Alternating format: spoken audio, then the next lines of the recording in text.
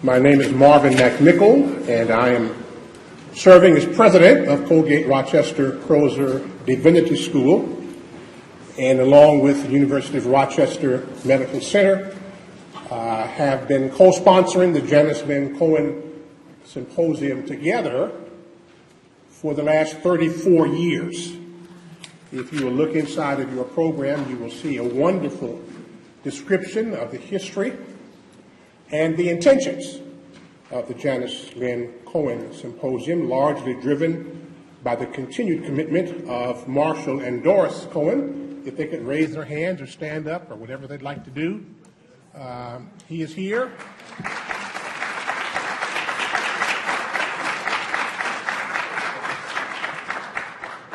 And the focus of this symposium is, as it has always been, to put a focus on the issue of children's health, on children's at-risk factors, on the things that we can do as a nation, as a society, as a state, as a city, to safeguard the lives and health of children. And so it is today that we gather again, almost as a continuation of last year's discussion, to talk about the ways in which children's lives are at risk and what many of our young people can report to us themselves, both about the things they are facing, but just as importantly, about the things they have overcome. And so rather than having just a panel of adults talking about it, we also want to add to those expert voices in terms of theory and practice, the lived experience of young persons themselves.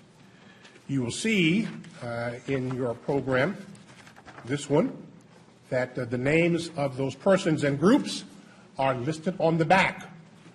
I will not read all of the names, just the names of the organizations, and ask if there are any persons affiliated with any of these groups, if you would stand when I call off your group name, the Children's Agenda, anybody who's with them, and let's give them a hand for their presence.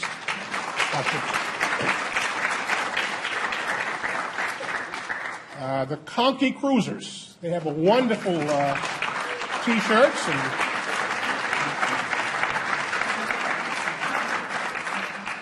she has just invited me to join a program called Peddling with the Preachers. I have not yet said yes. She's just have to recall how to ride a bike. It's been a long time. Teen Empowerment.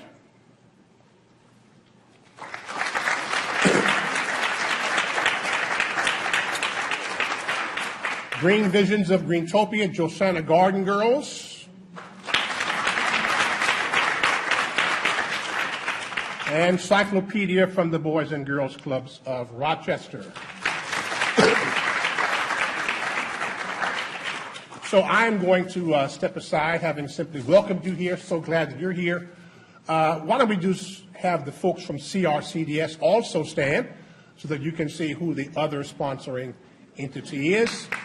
And here they are.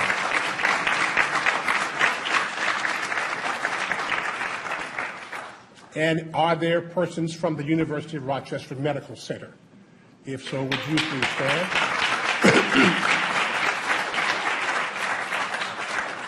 So having done due diligence, I'm going to give way to Dr. Kazarowski and Bridget Hurley, and in whatever order they prefer, they will proceed.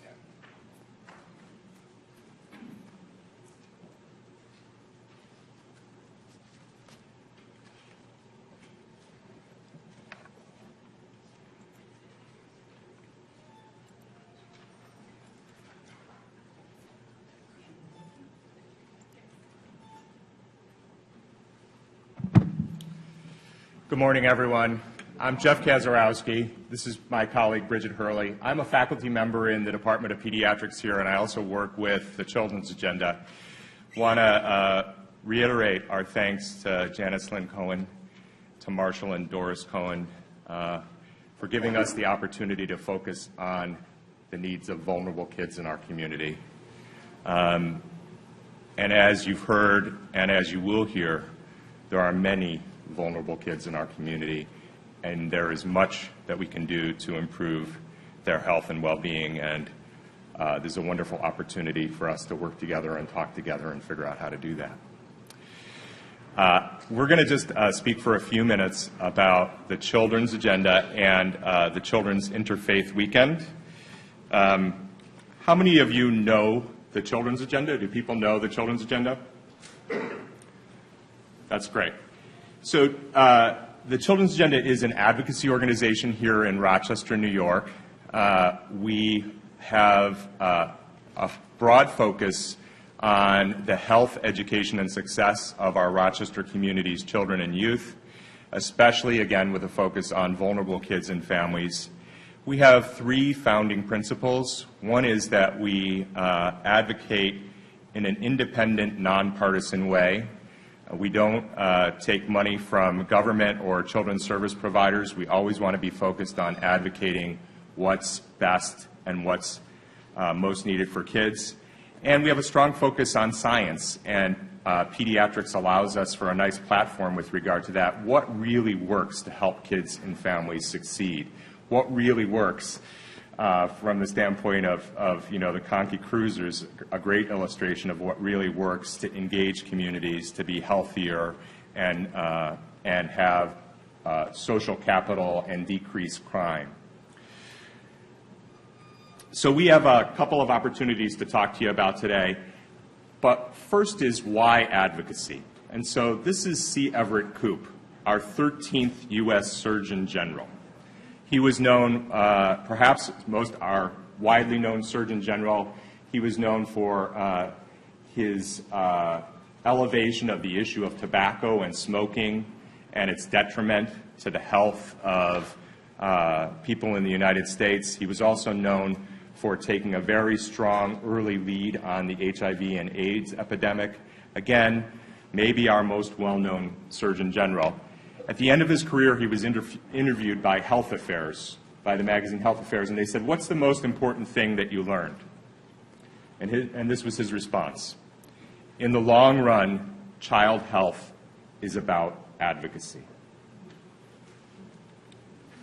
And then our own Bob Haggerty. Many of you know Bob Haggerty is considered to be, from Rochester, the father of community pediatrics, the founder of community pediatrics right here, right now, from this institution.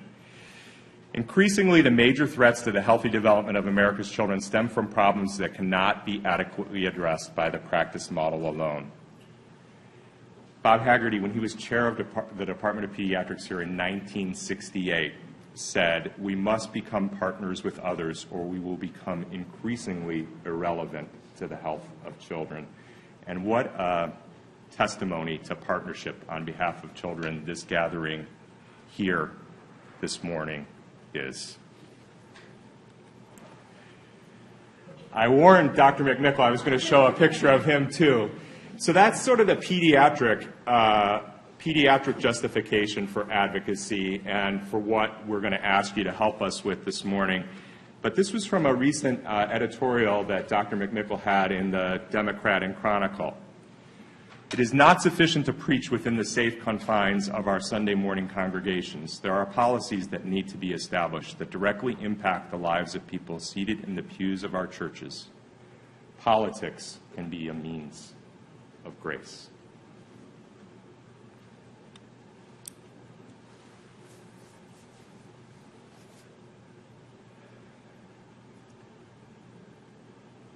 This is why we need to be involved with advocacy. This is why Dr. Haggerty is right when he says we need to work together and elevate our voices for children. These are data that are current about the health of children in the United States. And in a moment, you'll hear Amina tell you about the data of children in Rochester. We're facing significant problems around children's health, and we are not going to be able to solve all of those problems by seeing kids in traditional medical care. Our infant mortality rate places us at 56th in the world. 20% of children suffer from diagnosable mental illness each year. It's estimated that only 1 out of 4 of those children get the appropriate treatment. Our child poverty rates are the highest in the industrialized world. Our child abuse rates mean that about 1 out of every 12 children in the United States is reported to be abused or neglected every year. You heard a conversation this morning about childhood overweight and obesity, and our teen pregnancy rates are the worst rates in the developed world. It is a time for advocacy. And with that, I will turn things over to Bridget to conclude our presentation. So this chart really is at the root of a lot of what we do with the Children's Agenda. As you can see, the red line is how our brains grow, particularly how children's brains grow. And you can see it's in the beginning of life. Of course, that's where brains are developing the most rapidly. The blue line is how we spend our public money, how tax dollars are spent on children's services and programs. Obviously, there's a big mismatch there. And this is what we're trying to do, is bring those two lines closer together so our spending reflects the science that we know. 90% of public expenditures occur after age 5, which is after 90% of the brain has developed. So we at the Children's Agenda, like the Janice Lynn Cohen Symposium, have brought together the worlds of medicine, advocacy, and faith. And I am fortunate enough to staff the Children's Agenda Interfaith Collaborative. And here's one of our activities. You might be familiar with the Children's Defense Fund and the Children's Defense Fund Children's Sabbath. It's been around for about 20 years. It's a national initiative that's implemented locally. And here in Rochester, it has been done for many years as well. 4 years ago, the Children's Agenda initiated a more formal celebration of the Children's Sabbath. A couple of years ago, the group of faith leaders that were around the table helping us plan for the Children's Sabbath said, the word Sabbath doesn't quite work for everyone here, the Hindu temple, the Zen center. So we now call it the Children's Interfaith Weekend, although its roots are in the Children's Sabbath. So here's what we do. We invite congregations to do 3 things on the 3rd weekend in October every year. We invite them to pray for children, to lift up children's needs, particularly, again, vulnerable children.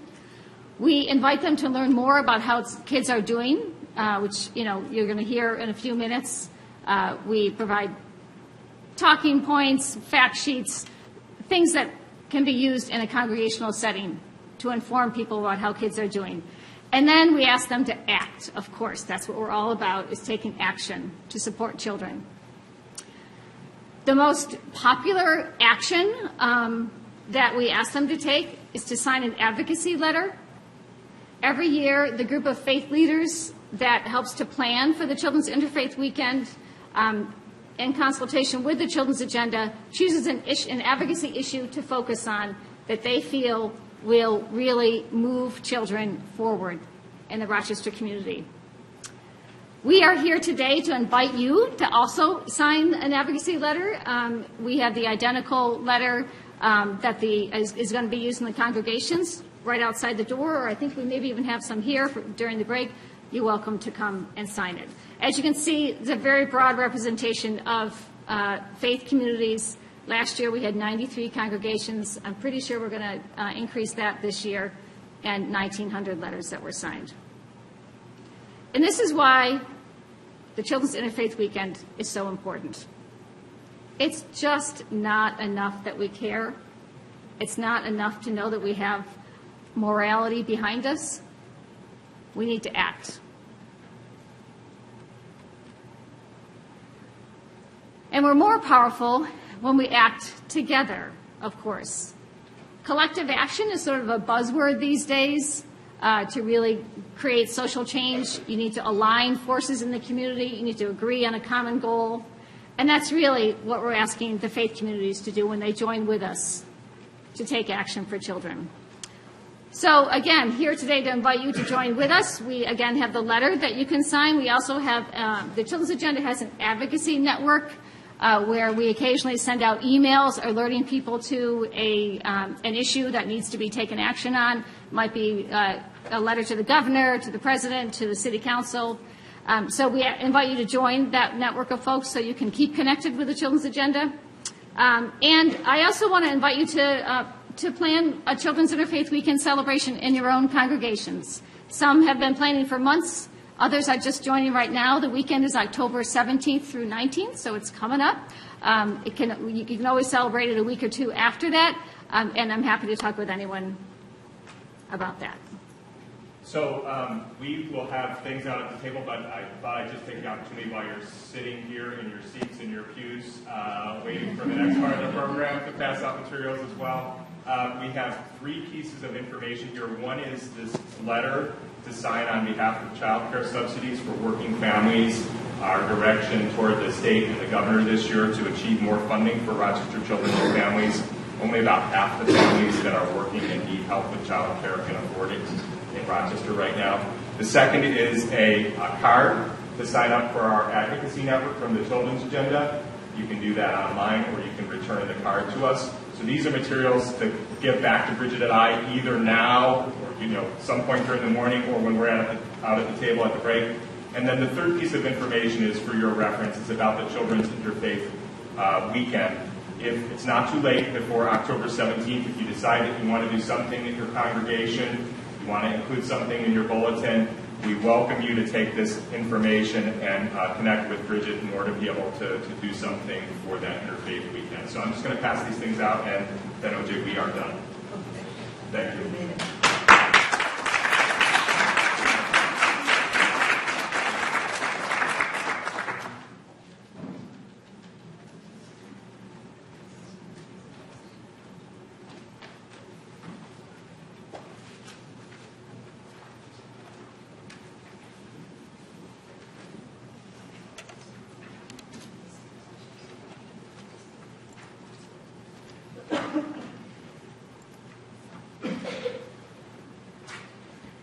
Okay, good morning. How many of you were here at 8 o'clock this morning? Okay, all right. Some of you have not heard my talk earlier, but I was asked to quickly summarize the 15 to 20-minute talk I had this morning in 5 minutes, so I will do my best. What I want to do is set the stage for the different groups that are coming up to talk about how they are addressing some of the issues in Rochester. So I want to start by giving you this example from the CDC, the Centers for Disease Control, how they represent communities using a tree. All the statistics that you heard earlier were about what's up here, some of the infant mortality, the obesity rates, etc. But what I want us to do today is really look at the trunks of the tree and what different people, different communities are doing, different groups are doing to try to assist and make sure that our tree is flourishing, but also to bring out the issues that are underlying beneath the roots that we don't necessarily see directly or may not associate directly with health issues, but are actually what feed that tree that is our community. So again, as I'm not going to go through the Rochester statistics, but let me just tell you that it looks like this tree here. Our city has a lot of issues, a lot of problems, poverty, etc. And I use a baobab tree because to me it's a symbol of hope. It's a symbol of spirituality. It's a tree that is very sacred in West Africa. And no matter how scrawny or how full it is, this tree is very valuable because it is about healing. The bark, the roots, the leaves, the fruit, every single piece of that tree is valuable. And it does not get chopped up and thrown into the fire, even if it has no leaves or no fruit. Okay? So I want us to think about Rochester as this tree here that despite its scrawniness has some strengths and has some value and has healing power within itself, within the community. Okay? So if we were to describe Rochester right now, our baobab tree looks like this.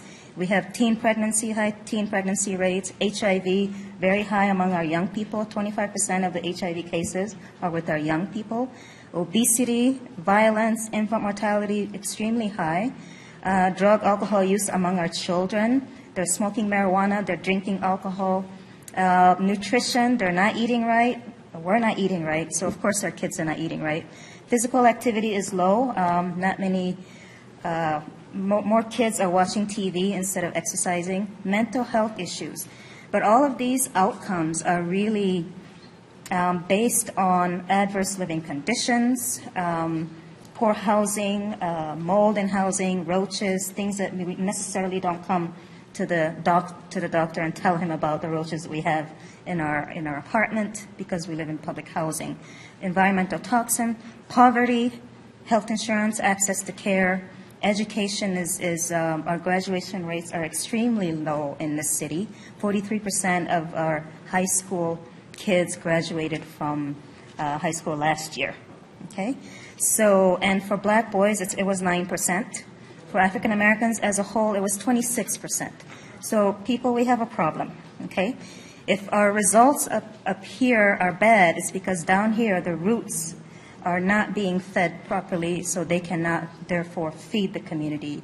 So I'm not going to go through the stats because that will take us a few minutes, but I'll be happy to share them with you for those of you who were not here at 8 o'clock. Trying to get to the other tree. I want to explain to you that we can get from this skinny, scrawny tree with poor health outcomes, we can get to looking like a beautiful baobab tree, a community that is flourishing, that has a strong trunk, and that is rooted in excellent conditions in the community by building a sense of community, building social networks, which is part of what we're doing here today, encouraging leadership within our community. The different organizations that are here are all leaders within our community. Political influences, so we can change at the policy level, we can change what is happening so that our housing is better, education is better, etc. Organizational networks, all of those are important, but to get to this beautiful tree that we see with beautiful outcomes, beautiful fruit and leaves, that alone is not enough, or we would not have the poor outcomes that we have. We have many organizations in Rochester. We have many resources, but we're still living the skinny, scrawny tree or community. So what are we not doing right? What do we need to perhaps focus on a little more? And I want to challenge you to dig deeper and look at the roots and what is feeding our community. So we must not forget that to improve health outcomes for children, you have to have quality schools, access to healthy foods, access to health care, access to safe recreational places for children, quality housing, and we need to support families by helping them get better housing, healthier housing. We need to support parents so that they have jobs and resources to better take care of our children because they are the caretakers of our children.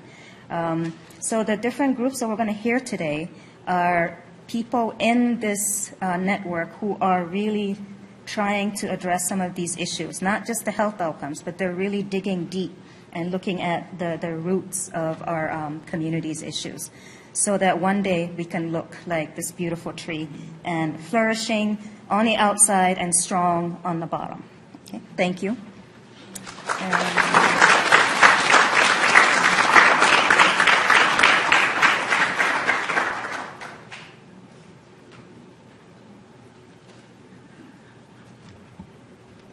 Good morning. I'm O.J. Saylor in the Department of Pediatrics, and I'm going to serve as the moderator for the rest of the program. We're going to try to provide you with incredible amount of information in a very short period of time, so my job is to keep us moving.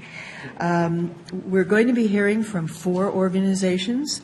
As Dr. McMickle mentioned, the Conkey Cruisers will be beginning, and Team Empowerment, Green Visions of Greentopia, and finally Cyclopedia from the Boys and Girls Club. And then we'll end up with a panel in which we'll have our young people available for questions, and they can ask questions of each other as well. So first, I'm going to introduce Teresa Bowick, who is the leader of the Conkey Cruisers.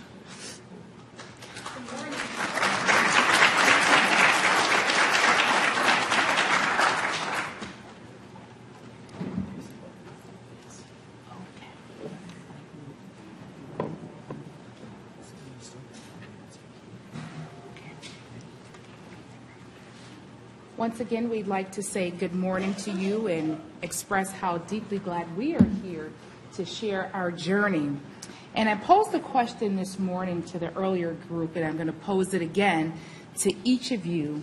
And it is the words of F. Buckner when he said that the place God calls you to is when your deepest gladness meets the world's deepest hunger.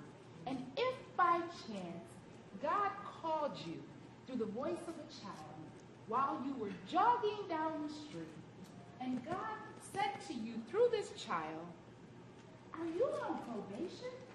Because this child in this neighborhood could only think of one reason why you would be running down Conkey Avenue. And that one reason is that you are running from the police. And if by chance you continued on this journey and you were now on Joseph Avenue talking to a group of friends, and a neighbor walked up to you in that group and said, "Don't talk to her, she's the police." And you exclaim, "No, I am not the police, I'm a nurse." But that neighbor is not convinced. He says, "Oh yeah, don't be fooled by her, she is the police." Because nobody exercises in this neighborhood. Well, let me just show you again how the Conkey Cruisers answered God's call. Where is our video guy, Bill? Does anybody know where Bill is? The video to play.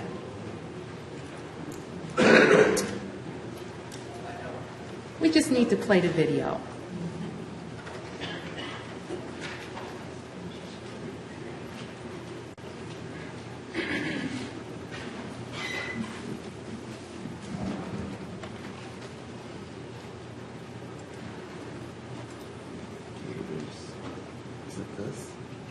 And if you're watching the clock like you sometimes do when the preacher's going on too long, it's 4 minutes and 1 second. It says Green Visions, is that? Do you find it? Or this Conkey Cruiser? There it is, right there.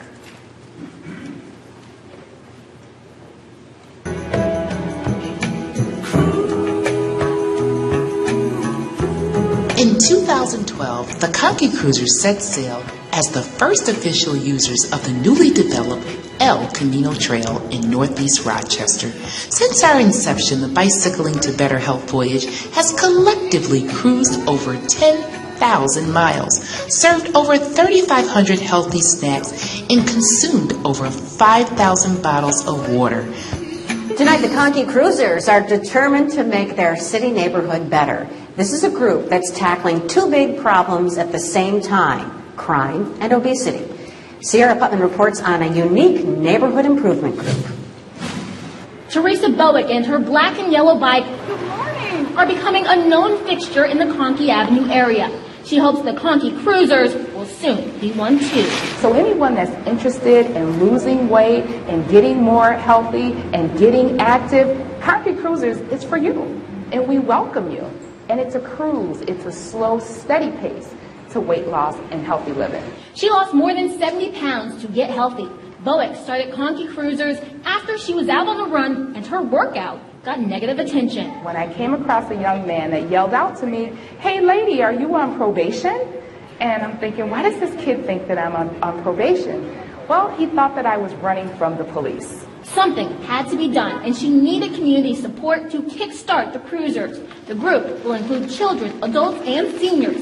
They will pedal 1.5 miles around the neighborhood and the new El Camino Trail. A good idea, because I need to exercise. So far, Excella's Blue Cross Blue Shield, Group 14621, and the police are on board. Okay, hope to see you on the trail. The group is collecting bike and tricycle donations to Lindau. Right next to Boett's Baby Grand are all of these tricycles. She's keeping 10 here at her house after a storage opportunity fell through. She says she's willing to bring in more, and she has to. On Wednesday, a retired officer donated 4 children's bikes. I worked this neighborhood for over 20 years. It's like home to me, so give me the opportunity to give back to the community. It's a great feeling. What we're doing is just getting people out. That's actually your greatest crime deterrent, is people out. The side effect of Cocky Cruisers is that the drug dealers leave, is that crime is reduced, then we are excited about that. She hopes the cruisers turn Conkey into a safe, healthy neighborhood. Our vision to inspire neighbors to stay active, make healthy food choices, decrease obesity rates, and create a positive image of our neighborhood has been recognized by the City of Rochester Mayor Lovely Warren, Mayor Thomas Richards, Governor Andrew Cuomo, Congresswoman Louise Slaughter, First Lady Michelle Obama, and featured in President Barack Obama's Fitness is Fun newsletter. The Cocky Cruisers Foundation is built on fun, fitness, finance, and faith. Membership is free of charge, and we serve children, teens, adults, and senior citizens. Cocky Cruisers teaches safe cycling, healthy eating tips, and food budgeting. We promote education, leadership, and self-esteem. We are managed by a crew of dedicated volunteers and receive financial support from concerned citizens, local businesses, churches, community grants, and sales from the highly acclaimed memoir, Collard Green Curves, A Fat Girl's Journey from Childhood Obesity to Healthy Living. Can we count on you today to help us actualize our vision? Then come on, let's cruise.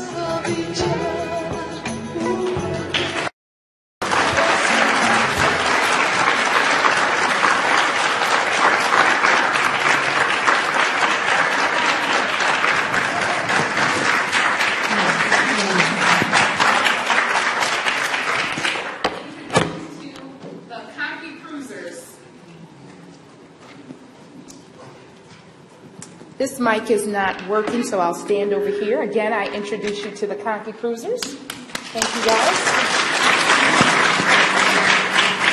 And we're going to give you just about half of what we gave the audience earlier. But when we talk about healthy kids, it's often critically important that we talk about parents and the parental impact on children. So we're going to start this morning with the Williams family. Good morning, everybody. My name is Nita Williams. I'm a junior. I go to Penfield High School. I had to shorten up this time, but basically I started Cocky Cruisers in 2012. From there, I did miss last year, but I came back this year. But it's just been great. It has been a wonderful program to me, to my family. It has taught me so many things, that I sometimes didn't know about myself. Like this year, I had to lead everybody. So I had to push myself that extra mile because I had a whole bunch of 50 kids behind me that was expecting me to lead them. And so when it did get tough, I had to, dig a little deeper and keep pushing. And that has helped me going into this school year. When things get tough, I just got to dig a little deeper and keep pushing forward. So it's just been wonderful. It has taught me things. It has helped me to lose weight. I lost 8 pounds over the summer with Cocky Cruisers and doing other things. So it's just been wonderful. Well, I'm Renita's mother, Benita, and this is my husband, Rashid.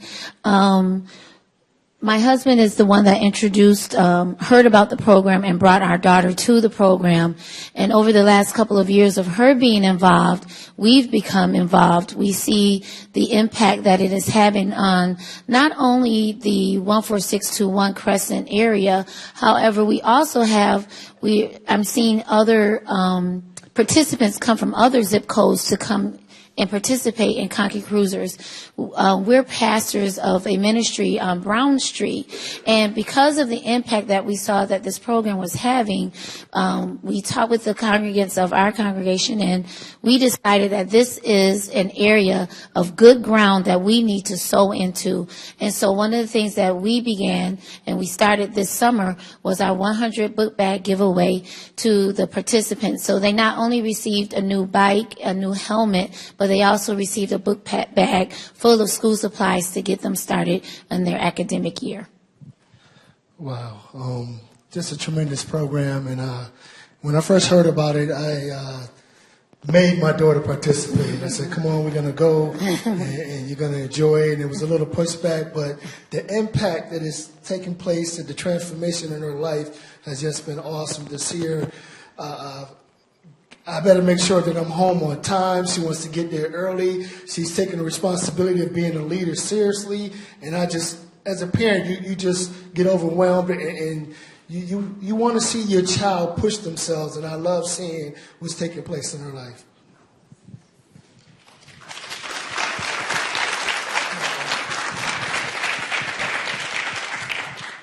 You know, in the business world, they would probably call me a project manager. If I was over to the hospital, I probably would be a surgeon. But with the Conky Cruisers, I'm the co-captain to our founder and our captain, Teresa Bowen. My task with the cruisers, and this is going on our 4th year, I've been with them every day from the beginning. I haven't missed a day. I boast about that.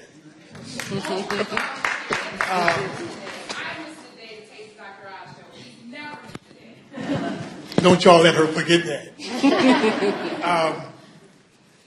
You know, my job is when we start our day out, what happens is that I'm on site and I prepare the grounds. All of the flags go up before anyone gets there, all of the posters, the banners, the grounds have to be preserved. We have to prepare the staging area for all the bicycles to come out. Then over from the horizon arrives 30 and 40 and 50 families. Before they can get on the bicycles, they have to register, they have to sign in. I kind of, like I said this morning, I have to use eagle eyes because I have to survey the landscape of people and to make sure that our children shoes are tied. If they have sneakers, some might not have the proper footing to ride bicycles. Some come in shower clogs.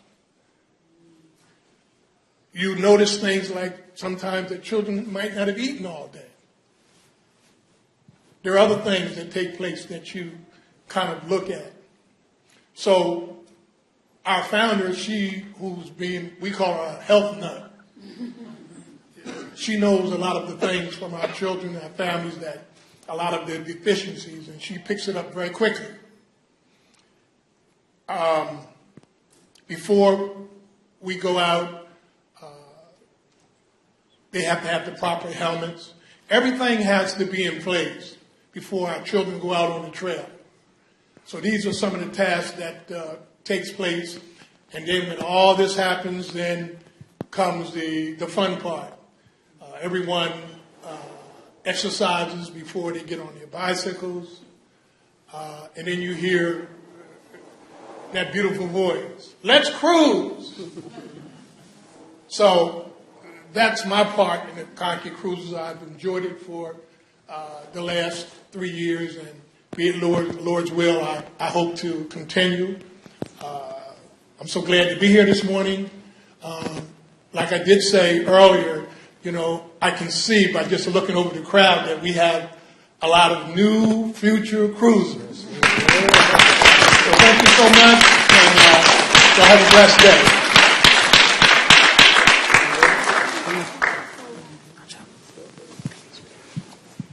Okay. Hi, my name is Erin Nathan. I'm a parent to a cruiser, but I'm also a parent. I'm also a cruiser myself. This is me and my daughter Zion's first year cruising with the Conky Cruisers, and it was quite a journey. I took it on as another added weight loss type of thing, so for the exercise. And when we came along for the Conky Cruisers, we were put onto it by my aunt. Should have been my mother, but it was my aunt. The only reason I say it should have been my mother because her and Teresa are really good friends. But we started this year. My daughter, it was so much activity for her to do. She really enjoyed it. It was more a family thing than anything else. When we started the cruisers, Zion started as an only child. Zion picked up like 50 brothers and sisters when we ended this program. And it was one of the sweetest things I've seen. And with myself, I only have one child, but you develop a relationship with these kids that you would think that you would not develop before. And it was a loving, it was a caring environment. Everything about it was just it was right. It just felt so real, and it felt like it was the right place to be. Every day we were there. We missed a couple days. But the times we were supposed to be there, 6 o'clock, me and Zion would show up at 4:30. We didn't care. We wanted to make sure we were there, and we wanted to be there on time. It taught us a lot about health. We went in knowing a little bit about health, but it actually pushed more with health and what to eat. Now, my 7-year-old runs around the house yelling out, "That's contraband," every time you pick up something that doesn't have to do with an apple, an orange, or any type of piece of fruit. So don't pick up any bags of chips while she's here. Just don't do that. She loves it, though. She loves the word contraband. And we can thank Miss Teresa Bowick over there for that. But the Cruisers has really taught us a lot about teamwork. As an adult, you would think that we already know a lot about teamwork. We really don't. We really don't until we see the group of young people that are coming up after us and what we're actually showing them. We don't have that much teamwork experience as we thought we did, because I know for myself, I was getting a little antsy, a little itchy with some of these young people, but it's like you just have to show them.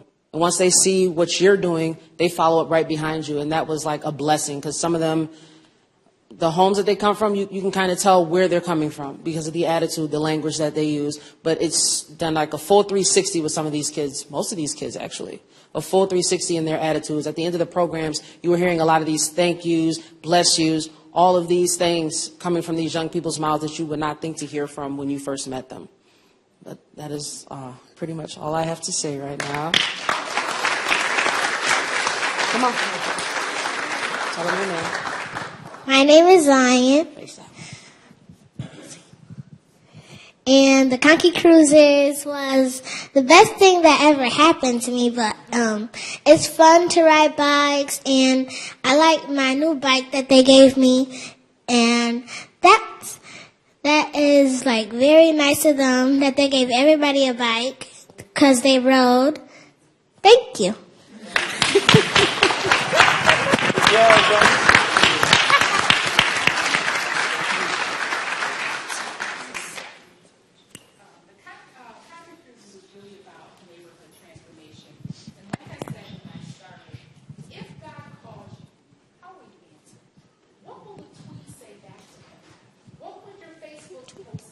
What would the email say back if he perhaps called you into action in the way that he called us? So now we will take some questions and answers. Questions? It's all in the book, so you can ask anything. How many bikes have you guys given away already? We have given away the first season. Let me tell you how this works. The program operates 6 weeks. Of the 6 weeks, you have to ride for 5 of the 6 weeks, and then you earn a bike. And I make sure that I let them know that I am not giving you a bike. You earn the bike, and you are being rewarded for what you earned. So the first year, we gave away approximately 50 bikes. The second year, we gave away 30, and this year, we gave away 20. And you only get them, and on that day, I have to tell you, sometimes that's the hardest day for me, because if some people don't earn their bike and they think that they're going to get their bike. And I have to remind them that this was about earning. And I don't want to be the person that lets you know that you can half do it and you're still going to get rewarded. So I get a lot of tears on that last day, and I got to show enough pray because I cannot give in. I absolutely must teach that lesson that you get what you earn. More just like the daily program how it works, and also whether you ever go out and talk to other groups of young people, for example. Recently, I have spoken to a lot of schools. Usually I'm speaking to groups like you, medical people, nurses, doctors, adults.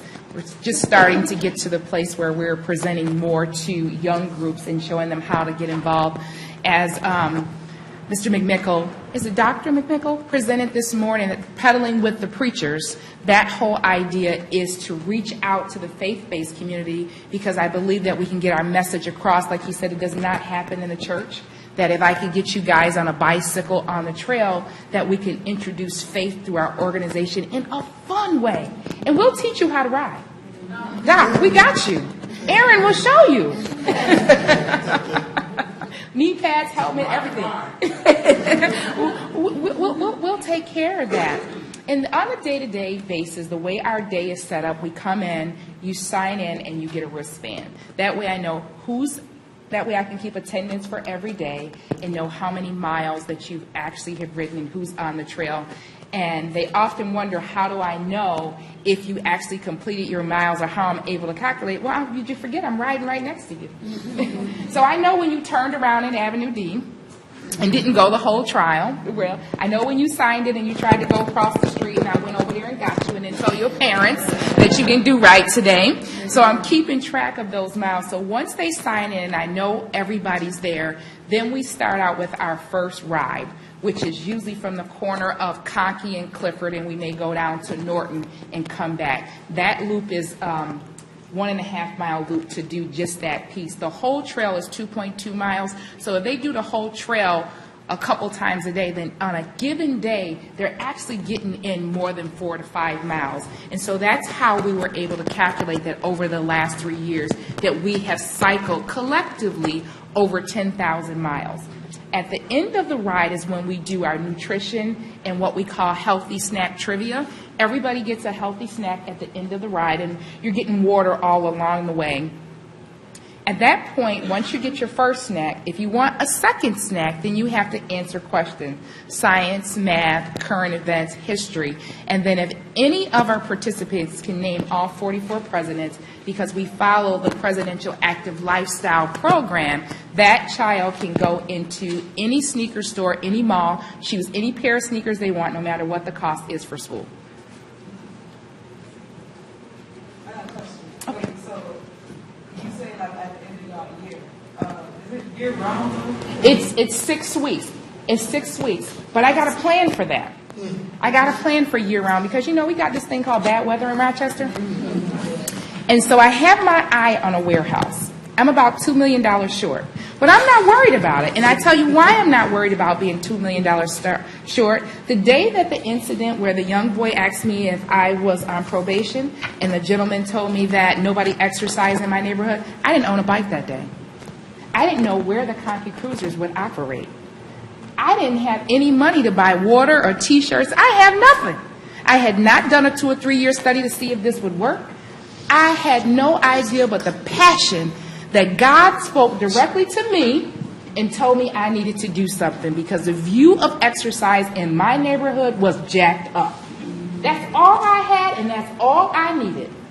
Once I started pitching the story to stakeholders, I had so many bikes I didn't know where to put them. Y'all saw I had to put them in my living room. And the volunteers met at my house, took the bikes out my living room and up to a trail. And the whole trail thing, I didn't even know they were building a trail. I had called City Council President Lovely Warren at that time and asked her to put some bicycle lanes down. And she said, why don't you use the new trail we're building? So I started with nothing, In our fleet today, we own over 100 bicycles. We ride on a $3 million trail. We've rode over 10,000 miles, gave out 3,500 healthy snacks, drank 5,000 bottles of water, so I know the money comes.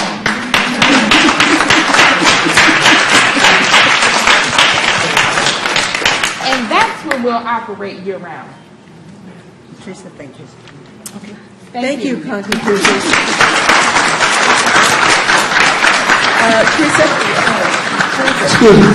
Excuse me. Mr. Lisa, before we leave, would you share, because we'd like to see them all there, our annual walk? 5K. This year, Cocky Cruisers participated in a neighborhood. Of course, we always collaborate in our neighborhood. And we hosted our first Northeast Family Fitness Walk. And the walk, the idea was I wanted to bring Rochester to Northeast Rochester, and specifically to Conkey Avenue, because when you read about Conkey, you often don't hear anything positive. And so when we decided to do our walk and we started pitching it, they said, well, Teresa, you'll get about 50 or 60 people.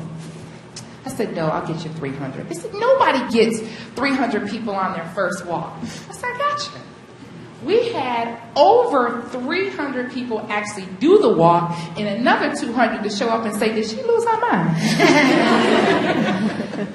And I wanted to find that gentleman that day that said, nobody exercises in this neighborhood. He said, do you see these 500 people in this neighborhood doing a 5K walk? And what we did differently is we only charged $5 to participate in our walk and $10 for families. No matter how many people were in your family, they could all participate for $10. You got a free t-shirt, a bottle of water, and lunch, and a 5K. Very, very successful, and the proceeds went to Conkey Cruisers. Each year we're going to do this as an annual event in our neighborhood, choosing a different organization within our neighborhood to receive the proceeds so that we can help build up all the programs in our community that's helping young people. Thank you.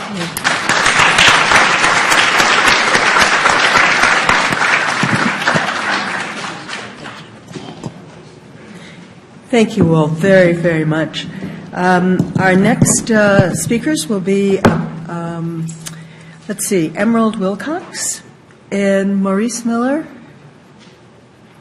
talking about teen empowerment.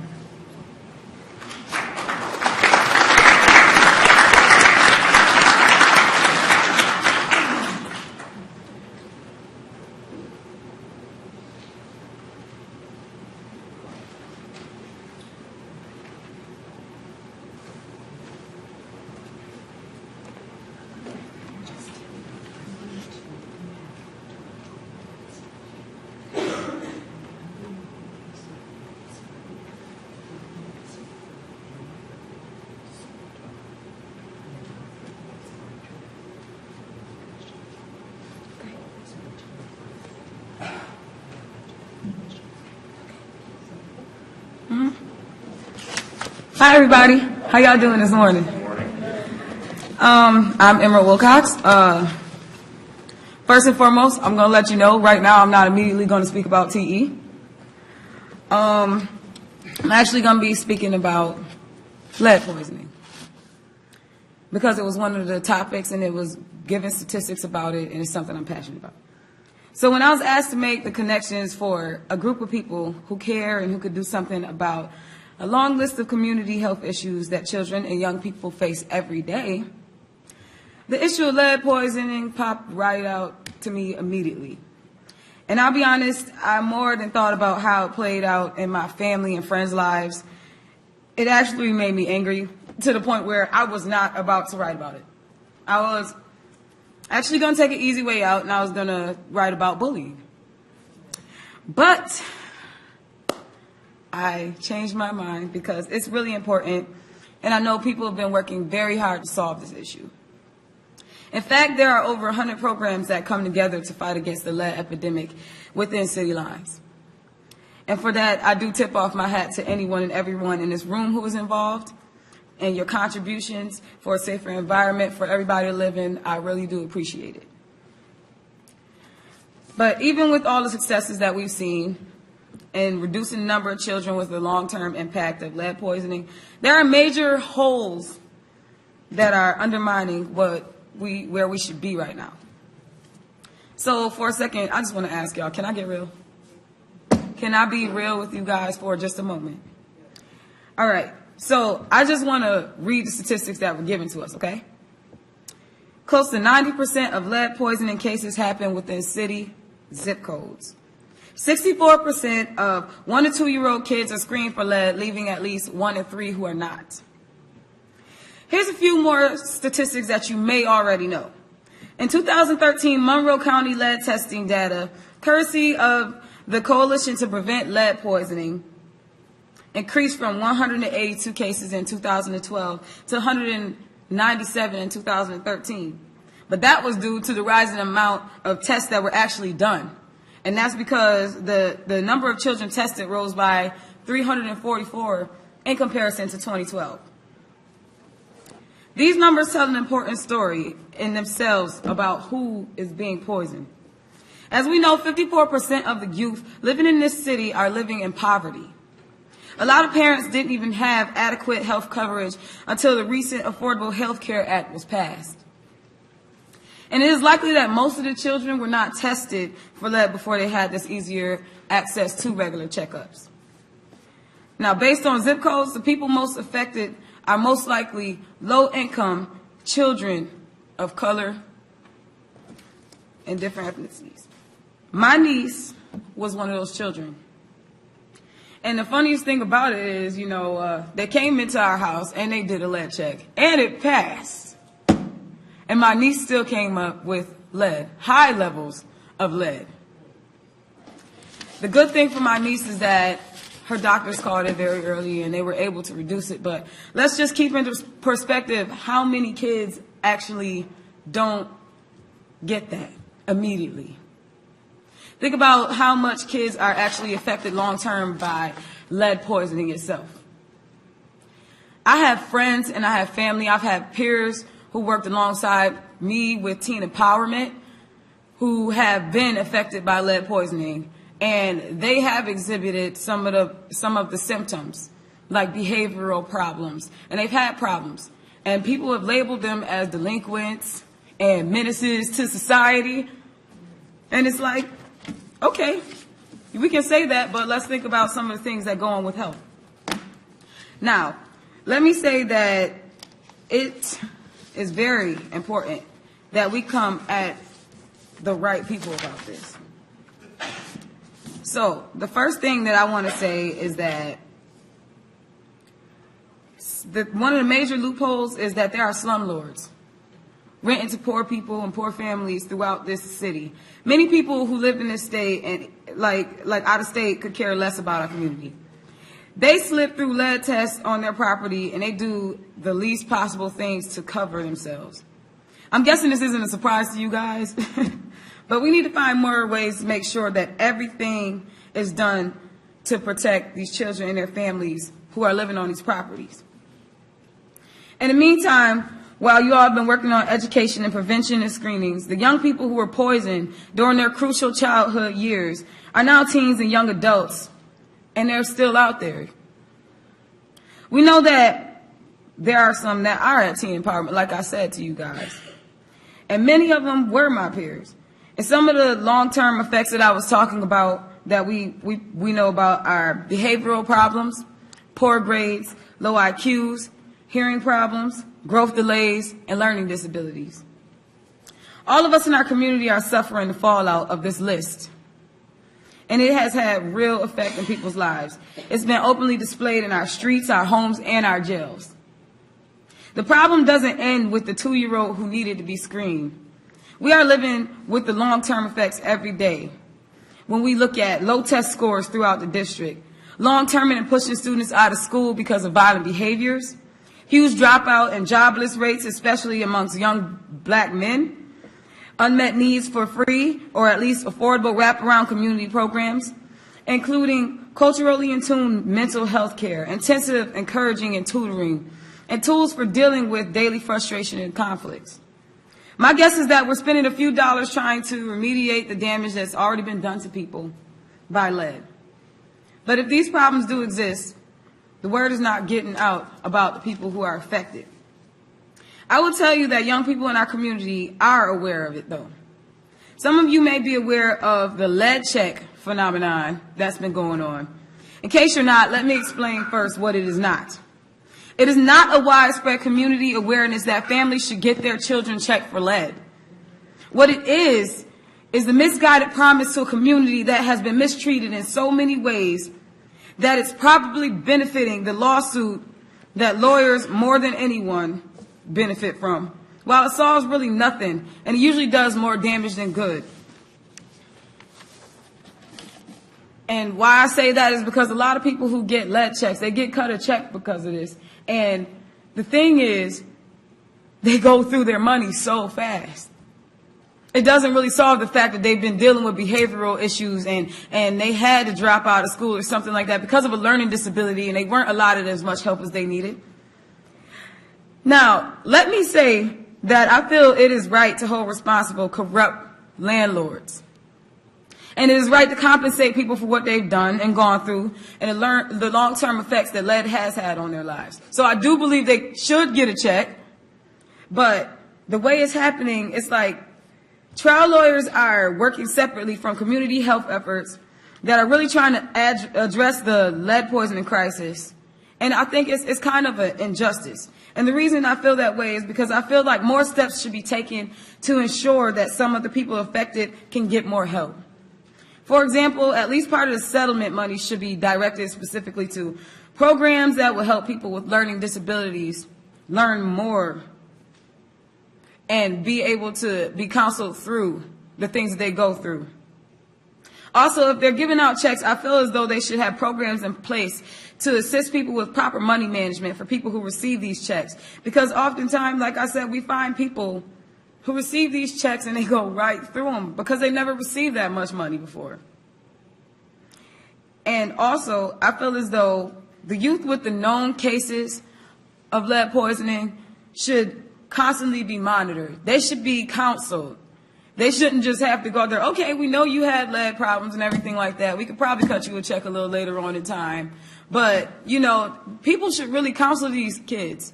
They should really actually actively look into the development of these children and still follow them to make sure that everything is okay. So in conclusion, if we really, really want to eliminate lead poisoning and heal people and communities that have already been affected, we need to address slumlord loopholes instead of just criminalizing, kicking them out of school, and arresting kids. We need to get effective services and interventions for young people and adults suffering unknowingly and knowingly of long-term effects of lead poisoning. We need to pay attention to the race and class aspects of this crisis and address systematic issues that are assuming that poor people of color are disproportionately affected. We also need to monitor and redesign the accountability end of the picture so that we are not just making landlords pay, but so that lawyers can, they can share, so that lawyers can bankroll their share, but so that people and communities suffering from these consequences can get help and have more of a meaningful impact on their lives as a result of what we're doing to help with lead poisoning. Thank you very much.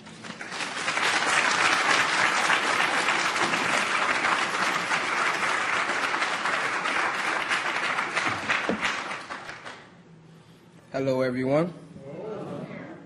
My name is Maurice Miller. I came into teen empowerment in 2005 when I was like 17. I thought I knew it all. Looking back, there was a lot that I did know, which is probably why I was hired out of 12 over 300 who applied for the youth organizer position. All of us are products of our environment, to some degree, even if it's in our own minds, which is why there is such a big divide in our society and our community. If you are born into an environment where college is an expectation from day one, there's a pretty good chance that it will become a reality. My dad wanted the best for me, but from a former gang member, he was limited into what he knew. And there was a lot of do as I say and not as I do. But we all know actions speak louder than words. The message was that the way to get success was in the streets. We all want some kind of power in our lives, and in the inner city, that was the easiest way to get it. Violence can make people feel powerful, at least temporary. In a context where we feel like we have none, culturally, our languages, traditions were beaten out of African people when they arrived in this continent. And even with some of the improvements that we fought for, we have been treated as a second or last class citizen ever since. Economically, we have lost more and more black-owned business in our communities, and today we only see people who do not live in our communities making money off of us. We struggle to get jobs that can lift us out of poverty, both because of discrimination and our schools that are failing us and failing to address the issues we face so that we can learn and stay in school. It's all a vicious cycle because we are hurt, angry, fighting for our dignity and sense of control over our lives. And so many of us are acting out and then getting kicked out of school only to end up on the streets trying to find a way to make ends meet, which we do sometimes illegally, and then end up incarcerated, leaving children without fathers, in homes without guidance, and another source of income that is lacking, thus leaving children more hurt, and the cycle continues.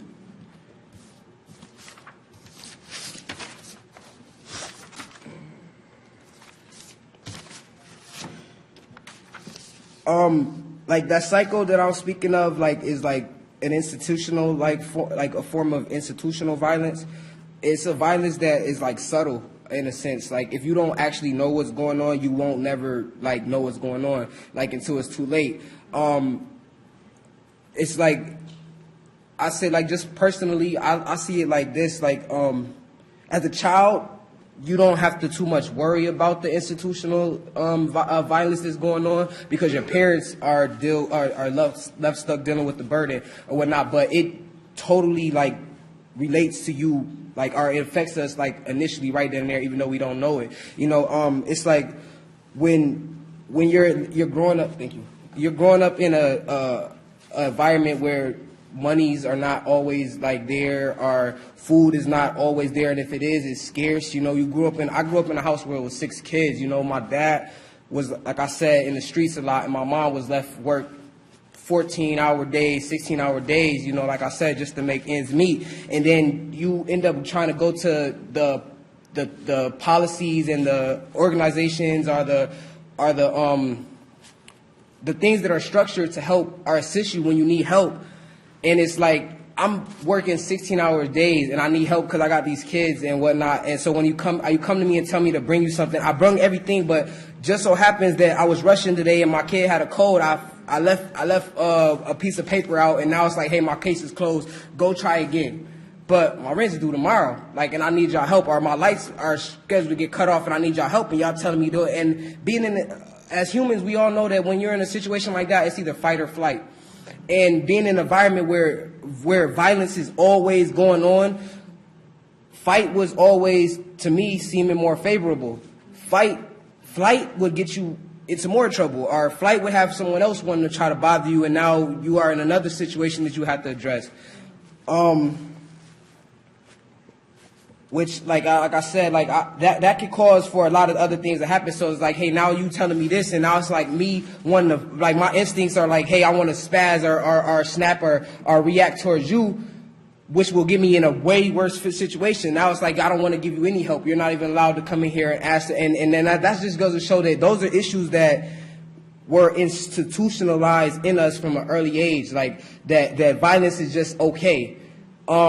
Me, myself, it was deeper than that. Like, my dad, when I was like 7 years old, shot somebody right in front of me. Like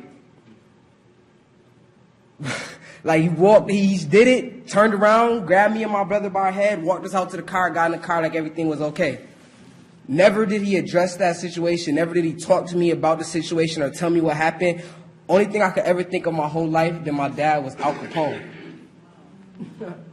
Which, growing up, I didn't want to do nothing but be just like him. So I tried to do it. Like I said, I had other things going on in my life that kept me, like, grounded and one of those is teen empowerment. It's like some of the issues in Rochester are so deeply rooted, and the generational curses so deeply instilled that they are affecting young black males in ways that are indescribable. I'm just glad that TE did find me, or that I found TE, and that TE also got so deeply rooted in me that when I fell off my path, everything I had learned, everything I had absorbed from over the years of teen empowerment gave me the confidence and skills and the connections I need to find my way back. I found teen empowerment, like I said, in 2005.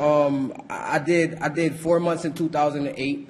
Even though I found teen empowerment, because some people look at teen empowerment like, hey, you guys found a teen empowerment, oh, you're magically cured. No, it's not. It's just a help. It's a crutch in a situation where, in a world where I never felt like I had any crutch or I had anybody to fall back on when I needed help and whatnot. So then I got out. You know, every time I would get in a situation like that, I always found myself stumbling back into Doug's arms, which is our director, our Dwayne, which is not here at this moment, or Jennifer, and it was like a lot of times it was like when I did wrong things and then tried to crawl my way back, they were like, hey, you cried wolf too many times. But with teen empowerment, they never stopped. Like when I was in jail, Doug would like go out his way to come check me, like he used his visitor pass, whatever, to come make sure that everything was going on or going right with me or whatnot, and always gave me like a positive reinforcement or some positive words that kept me like in a positive mind state, even though I was in a situation where it was nothing but negativity. Yeah, so now after I was hired as a teenager, I felt a form of power in a world where otherwise I had felt none. Like I said, I had a position of leadership where I could use my voice, my thoughts, and what I did know to try to change some of the issues that were around me. Through the things that we used as teen empowerment, what you do is like, I don't know if you guys know about our organization, but we give jobs to youth, 10 to 12 youth throughout the city. And throughout that year, or 8 months to a year, they come up with agendas to address the issues that we are facing as youth, as people, period. And like we as youth, like always want to find something fun to do. So you know, we throw parties and youth speak outs and barbecues and things like that. But they're all like focused around the issues, as opposed to some other things where you just like, hey, we're addressing poverty, but all we do is have you come here and play pool all day.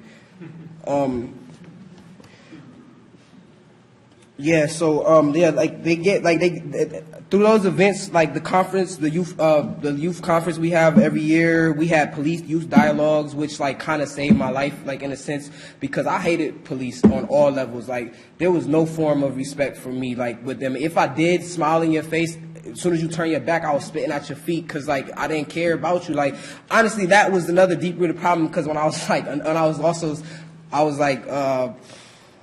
It was like 9. My dad, they came to get my dad. The police came to get my dad one time, and my dog was barking at the door. And I'm from California, so we all have, like in California, there's like people here have screen doors and like glass doors. We have these big iron cage-looking type gates or whatnot.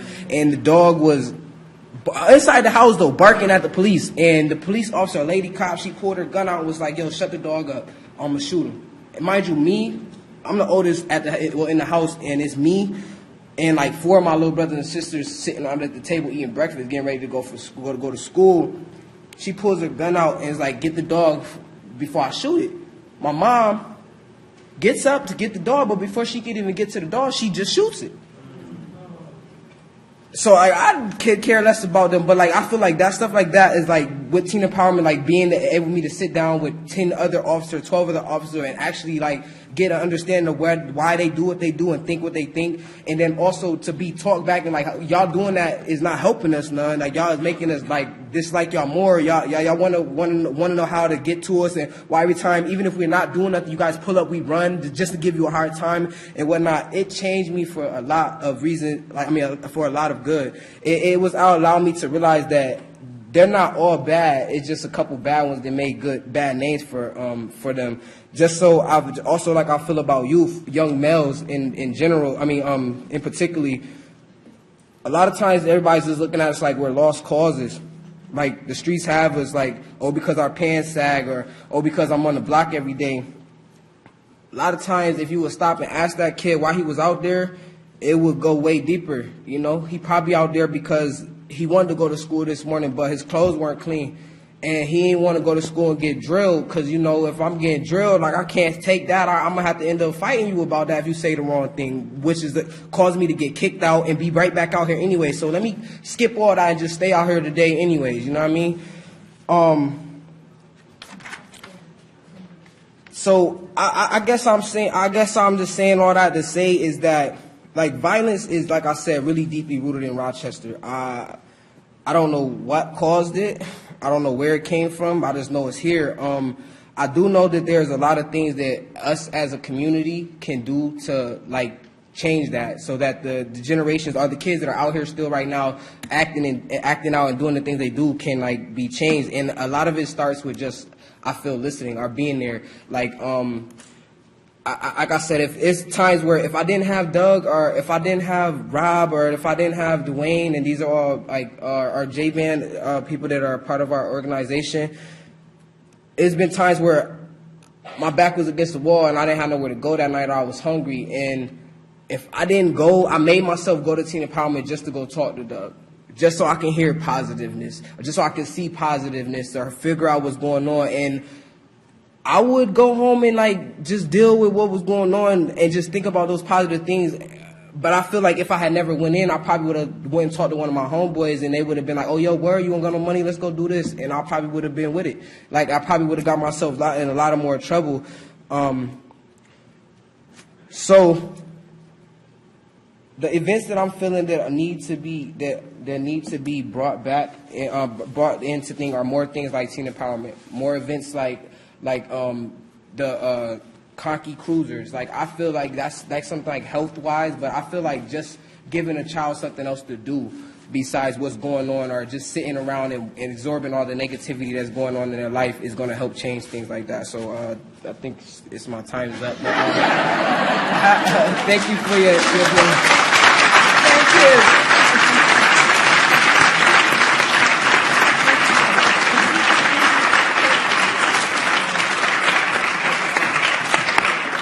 We're running a little bit behind schedule, so I just told Emerald and Maurice that we will have an opportunity to ask them some questions when we have our panel. We need to have a very short break, and we'll get back at 10 of. Thank you. You all have cards or letters to return. Speakers are going to be representatives of the Green Visions of Greentopia, the Josanna Garden. If everyone could please take their seats.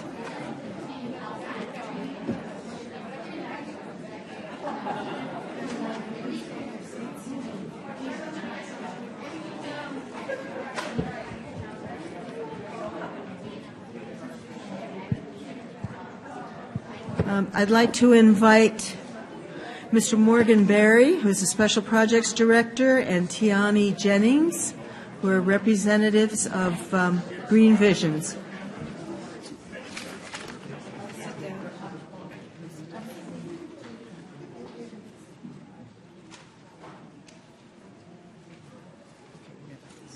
Starting right now? Okay.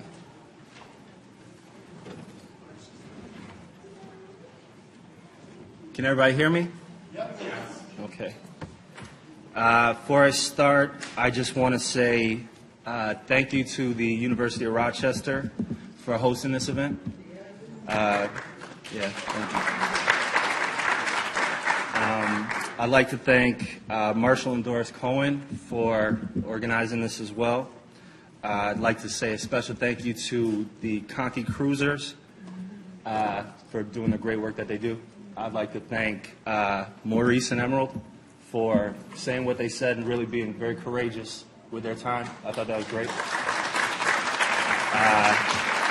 Yeah, and the people, I look forward to hearing about Cyclopedia, but I think it's really important that we are here to recognize the work that's happening in our community, being led by our community members. And I think it's really great to see, but this is just really representative. This is just 3 organizations. There's a lot of people here in Rochester doing great work. And I'm happy to be part of this panel.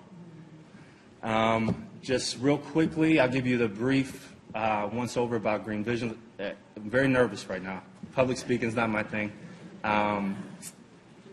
They say, come up here and talk for 20 minutes, and you go, okay, 20 minutes doesn't sound like that much. And then you start looking at the clock. So. Here we are.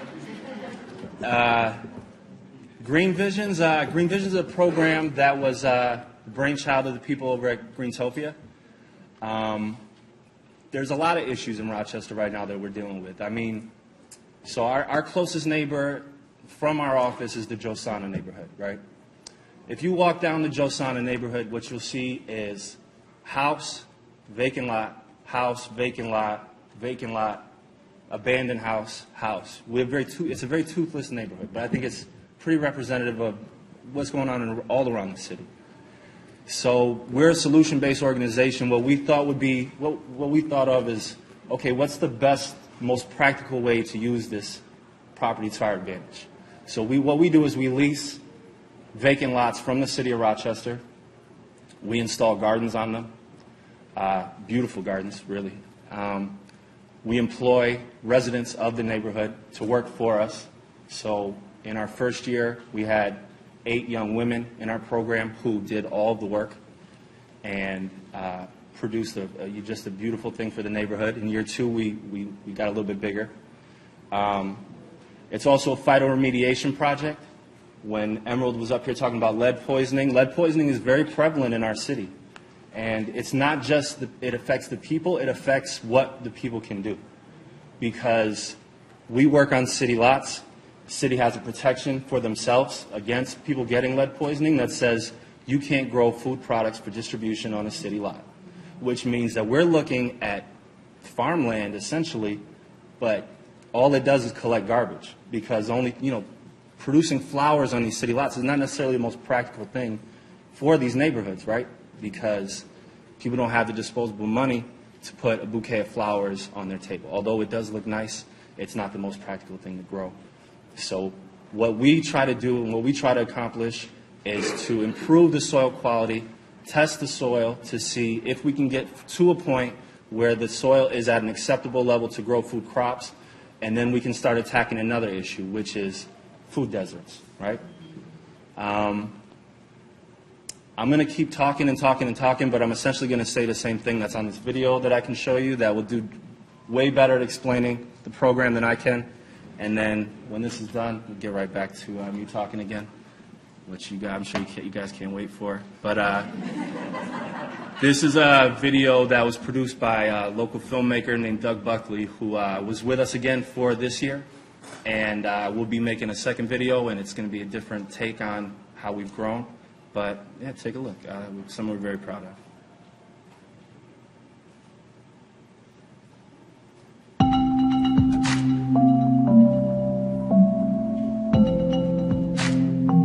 The Josana neighborhood is bounded by Broad, 490, Lyle, and Child Street. We like to say it's one of the gateways to downtown Rochester. I think the last count was something like 3 football fields worth of vacant lots in this neighborhood alone. Fresh vegetables are hard to come by in this neighborhood. The city of Rochester, they have this policy that says that you cannot grow food crops on any city-owned property because they're fearful of what might be in there. So what we're hoping is that this project will prove that you can use a relatively cheap process like phytoremediation to clean the land and make it safe to have foodstuffs grown in there. And once that happens, neighbors could have gardens.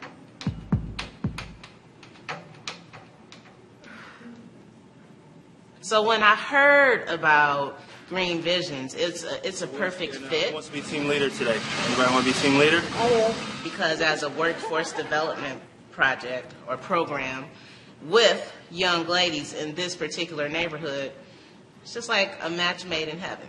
When we were first developing the idea of what could Greentopia do to become a good neighbor, the phytoremediation was the idea that popped in because food is such an issue in certain neighborhoods in the city.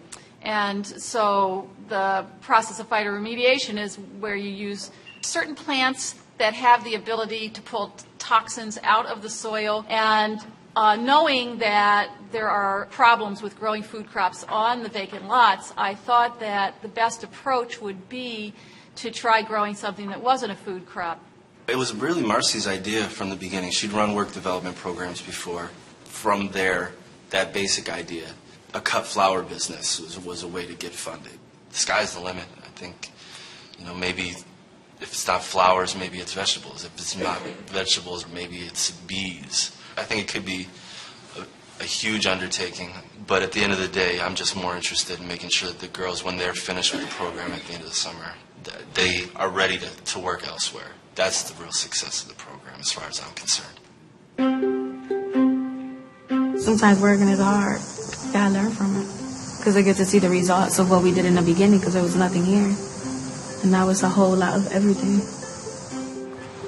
Zinnias, sunflowers, amaranthus, gomphrenias, and celosias. You know how to put them together, yeah, they can all fit in one bouquet. When we first got to the market, it was slow, and I didn't think that we were going to do good there. And as the day picked up, more people came by and bought flowers and stuff. We sold sunflowers, but we didn't put those in our bouquets. They kind of big, so it will overwhelm the bouquet. It was pretty much good. I think we did good with the sales and stuff, more than I expected. First walking into the program, I was nervous. I wasn't that confident, and seeing from where I started from, I've developed relationships. I've learned about teamwork. I've just learned so much. I actually started a vegetable garden. Yeah, it made me more interested because I saw how these flowers grew, so I thought, why not try and grow my own vegetables? We took a vacant lot and their flowers grow in there now. That's a score. And then we're employing 8 girls for a summer. That's a win. Then imagine if we clean the soil, and then we're onto something. So we'll see what happens. All right, guys.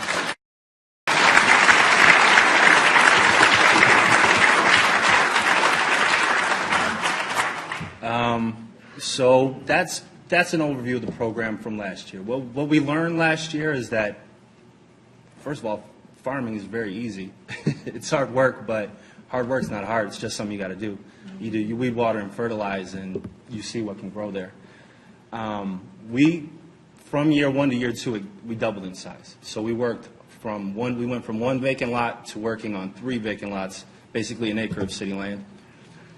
We went from 8 girls last year to 15 young adults, young women and men. We improved our program from going just from a phytoremediation project to being really leadership development project, because I think that's what I learned was the most important part. So of the 15, we started with 15. We had to let go of 2 knuckleheads, right? But we finished with 15. And from that 15, 6 have enrolled in higher education, MCC, or a different college. 7 have moved on to find another job, and 6 have enrolled in the new TASK program, which was the GED, but it's now the TASK.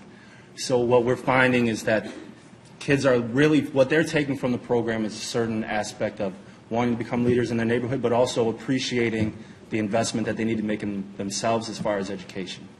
And I think U of R is a great campus to be right now because we're in the academic environment, which I think so many people could really benefit from, but aren't really given the opportunity or don't really understand what the steps are they need to take to get there.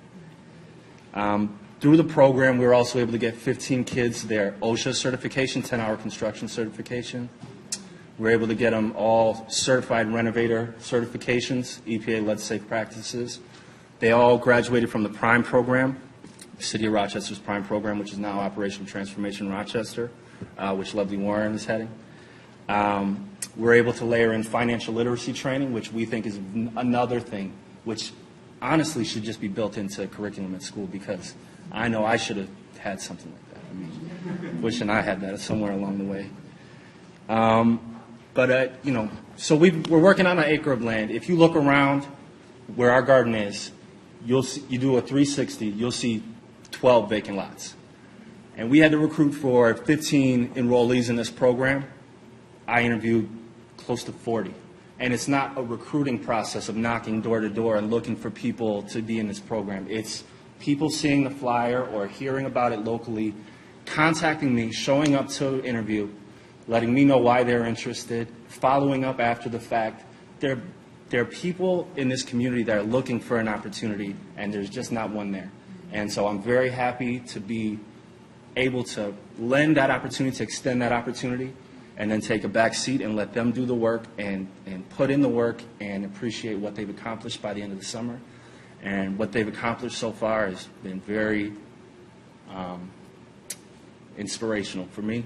Program ended on Wednesday, and I'm still recovering, trying to figure out what the hell I'm going to do for the next 6 months now. But I think it's, I heard the people from Conkey Cruisers say, or people ask, how do you take this year round? And I think what I'm learning is that it's, I don't want to be a seasonal advocate for the city of Rochester. We're about to enter hibernation season right now, and I think it's important to get out there and still contribute to our community in any way that we can. And I'm glad to hear about other things that are happening locally, and I'm glad to see people from the community come out and just hear about what we're doing, because that's encouraging as well. So we'll put Tiani on the spot. Tiani was in the program last year, in the first year, and really just stood out as a leader. And I brought her back in year 2 to be my site manager. We raised money all winter to try and make sure that we can provide as much as we can for the program enrollees, and it wouldn't have been right to not have the program, and not have Tiani with me. So I'm put her on the spot now. She can talk about her experience.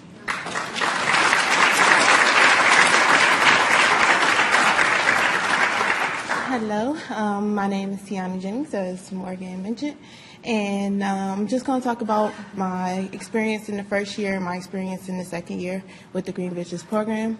The first year, I got involved because I was always interested in gardening. Me and my grandma had our own little garden in the back of our house, so I felt this would be the perfect time to take advantage of the opportunity. I'm sorry. And so I got involved with the Green Visions program, ended up learning so much from the program. Morgan himself, Marcy, got connected with a lot of different people through the program. And like Morgan said, it wouldn't have been right not to have me back for the second year. So I returned the second year as site manager, which is I also continue to pick up lots and lots of information from the Green Visions program. Then I got a job with Genesee Land Trust and Ibero working for the Landscapers Apprentice program on Conkey and Clifford. And I was able to be a part of that and also pick up some more leadership skills, being involved with youth and helping them be a part of something positive and distributing some knowledge that I had to them. And that's pretty much my experience. Moving forward, the program did end Wednesday, and so I enrolled. I'm taking my home health aid now, and then I'm looking to go into nursing school and horticulture, one of the two, in January. So that's what I'm doing.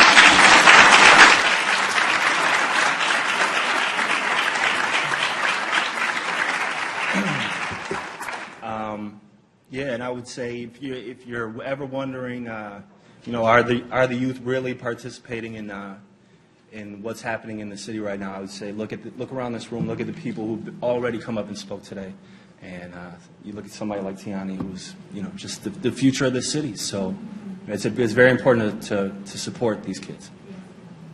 And I'll open it up for questions unless we took the full 20. It hadn't been 20, has it? Unless it has. 2 more minutes. 2 minutes, all right. Go ahead. Flowers sold other than the public market. Yeah, well, actually, we not only, so we're at the city of Rochester, we do something for the city of Rochester called the Veggie Valet at the public market, which is basically like helping hands at Wegmans. So we're there every Saturday from 8 to 1. Actually, I got to say that past tense. We were there every Saturday selling our bouquets at the public market, bouquets made by the kids.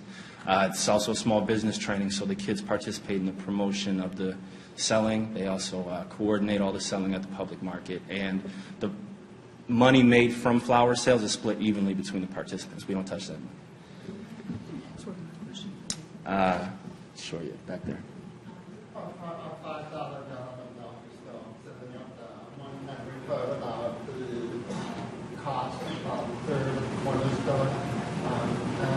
And you mentioned in the beginning about the cost doing the providing vegetables to the community. Is that our goal? That's a great question. Yeah, that's one of the things I wish I would have touched on when I was talking earlier. From what I understood, you were asking, is the ultimate goal to get fresh vegetables on the lot? Is that what you were asking? Yeah. And then out to the community? Yeah. So I'm wondering if you sell the flowers, you sell the vegetables, or so what? Sure. Well, so the point of what we're doing is we're trying to show that you can grow flowers on these lots. The flowers that we chose are actually, some of them are called hyperaccumulators, such as a sunflower or Indian mustard seed, which essentially soak up the toxins. What we're going to do is we're going to collect soil samples within the next couple weeks. We've tested already in the beginning of the summer, compare those samples, bring those samples to the city of Rochester and say, this is what we found. Either we've improved the soil quality or the soil quality is under or at the thresholds for to open it up to grow fresh vegetables on that land, which we think they are at acceptable levels. And if we do get to that point, working with the city of Rochester, they're a big partner of ours. The wheels of the city move very slow. But we would hope that they'd give us the thumbs up to go next year and go ahead and grow fruits and vegetables there. If we do get to that point, that's something where we don't have to go to the public market to sell our fruits and vegetables. We can just open up the gates. And there's a corner store on every corner because they're making money, but they're not providing the food, the healthy food options that, if you want Newports or you want beer, you can go to a corner store. If you want vegetables, it's really not an option. And so if we can get what we grow locally to those corner stores and just help out our immediate neighborhood, that's one of the ultimate things we're trying to accomplish. Thank you very much. No more questions? Thanks, guys.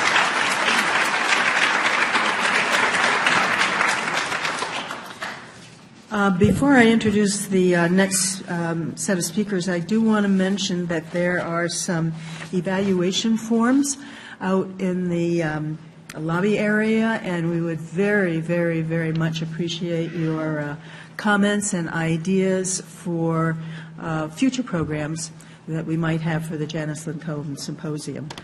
Part of what we have to do in order to be able to provide CME credit and things like that is to say that we have gotten our ideas from our audience. And so if you have some thoughts about what we should address, we'd really love to hear them.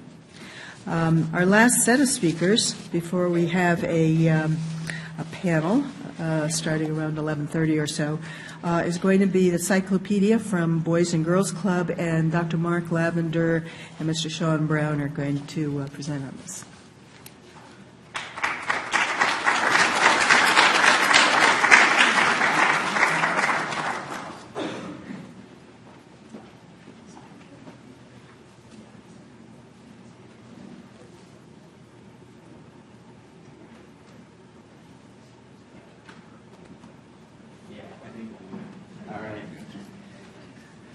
Thank you, Dr. Saylor, and thank you, everybody, for coming to attend this wonderful opportunity for community members from so many different walks to come and meet about, solving big problems here in the city. I'm Mark Lavender. I am, first and foremost, a bicyclist. I have obviously been involved in Cyclopedia for many years.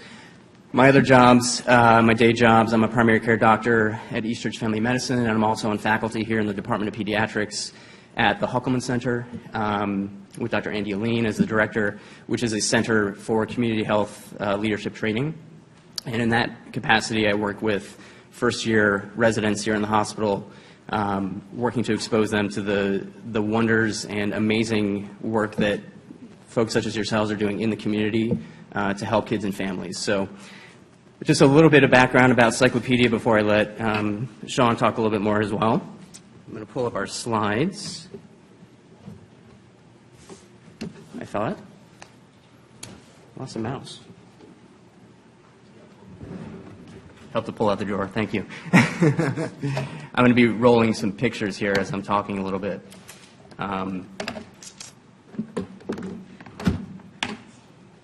There's the mouse.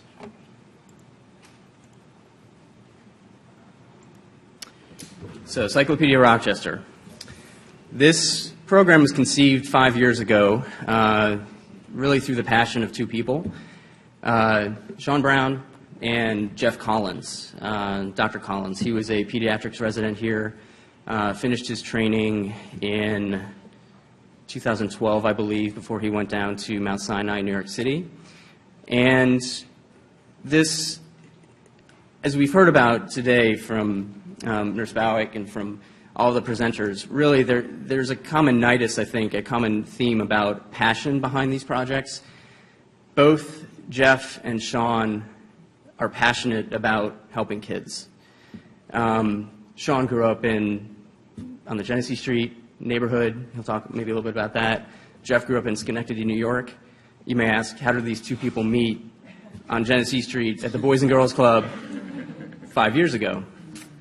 And really it's that passion about helping the community and specifically helping kids. We've heard all about the unfortunate status of our urban communities right now, and I don't want to talk about belabor those points, but really the common theme that brought Sean and Cappy together was bicycling. It wasn't statistics, it wasn't data per se. It was the fact that Sean and Cappy on that fateful day 5 years ago met, looked eye to eye, and connected on a level that really built Cyclopedia from there. So with that, I'm going to let Sean talk a little bit about where things went from there. He'll give his perspective on that relationship building and where it's taken us. Good morning, everyone. Let's start the slides here. I'm Sean Brown, and like Mark said, I met Cappy about 5 years ago. He was actually a resident then, I believe, and we had a kind of a collaboration between the Boys and Girls Club and U of R and Strong. They were doing some public service announcements. There was two groups that had a competition, and I had to be the judge, myself and ex-DA Mike Green. And so Cappy and I started talking about doing this bike program.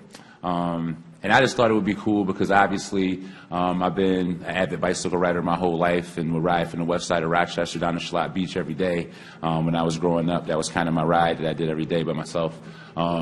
But I saw a lot of kids riding in the neighborhood, but not necessarily like riding for like a mode of transportation or maybe even for physical fitness. No helmets, kind of riding on the wrong side of the street, and just kind of more cruising, I guess, more than riding.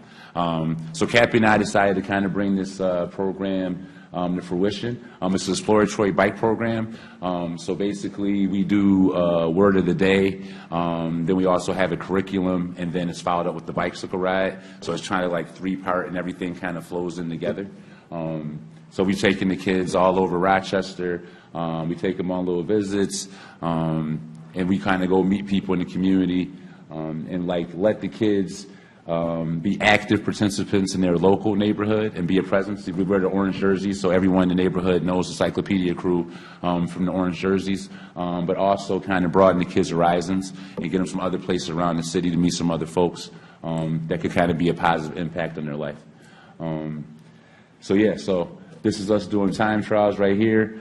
So we have the kids ride a mile in the beginning of the summer. Then we also do a mile at the end of the summer. We kind of do that for our data and to kind of have like the physical fitness check. But like I said, it kind of builds cooperation, teamwork. The kids really are passionate about riding. They like to plan out the ride, always want to know where we want to go. We take them out 4 days a week from the end of June until the beginning of September. We do little guys, 7 to 11 years old, Monday, Tuesday, and Thursday. Then we take the teens out on Friday. And if we could take out 30 kids every trip, we could easily take 30 kids. We try to cap it at about 15 per ride.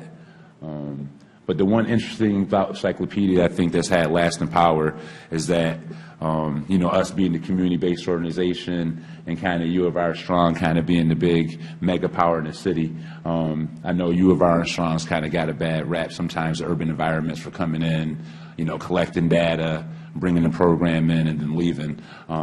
The great thing about Cyclopedia and this collaboration is that, it's been going for 5 years now. I've recently left the Boys and Girls Club and gone over to Teen Empowerment. But obviously Cyclopedia is still going to survive and have a long life. So obviously it's going to be there, something that will benefit other kids from the Southwest neighborhood for years to come. And I guess I'm very proud of that legacy and the fact that kids are getting out, getting exercise, feeling more empowered, and exploring their city.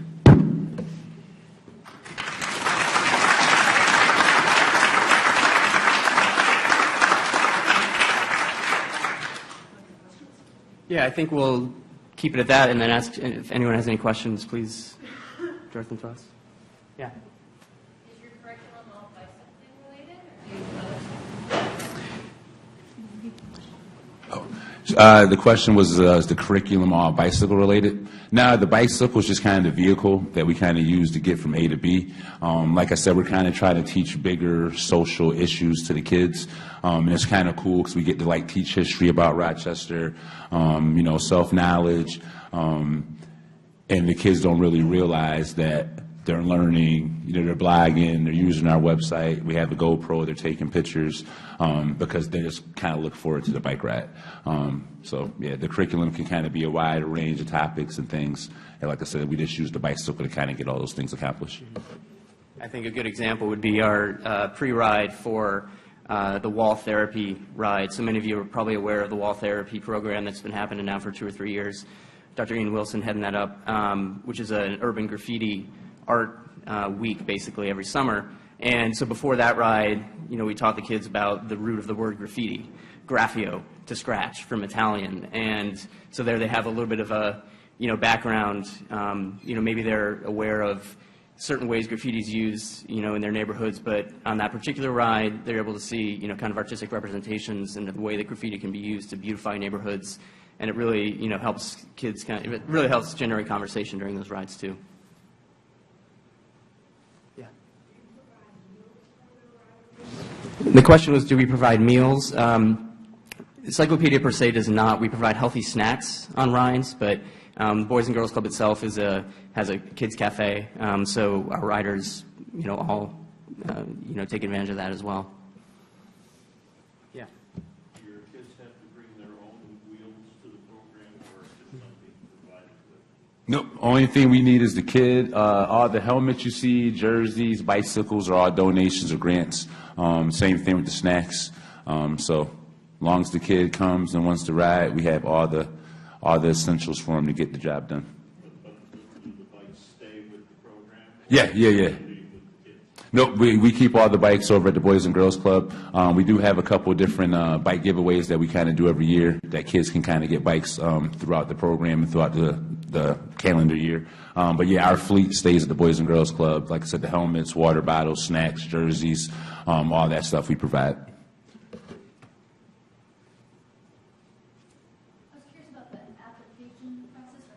Child would get enrolled, and then kind of a little bit about retention, how you make it. So basically, we're kind of lucky that the programs ran out of the Boys and Girls Club. We got access to tons of kids. So obviously, we've gotten new members that have come to the Boys and Girls Club just for Cyclopedia. And for retention, like I said, year one was kind of a teen program. That's kind of how we designed it. And we kind of ran with those teenagers the first couple years. As those kids kind of aged out, and we had kind of that new group of kids that are kind of in that mid-teen age. It was a little bit more difficult to get them engaged. But like I said, the kids 7 years old to 11 years old, like, absolutely love it. So the plan for long-term retention is to kind of get those kids now early at 7, 8, 9 years old, get them kind of like change that habit and that culture of the neighborhood and within themselves. So hopefully they'll be, bicycle riders for the rest of their lives, hopefully. Yeah. I just want to segue real quick, though, that I think Mr. Rudy from Conkey Cruisers was mentioning the sight of all those families coming over the hill, rushing to get to the bikes. So once Sean or Marcus, our co-director for the rides, says we're going riding, meet back in the teen center, it's a mad rush of 30 kids stampeding through the Boys and Girls Club. And although I'm not there personally for every ride, when I have been there for those announcements, it's a little bit overwhelming. So.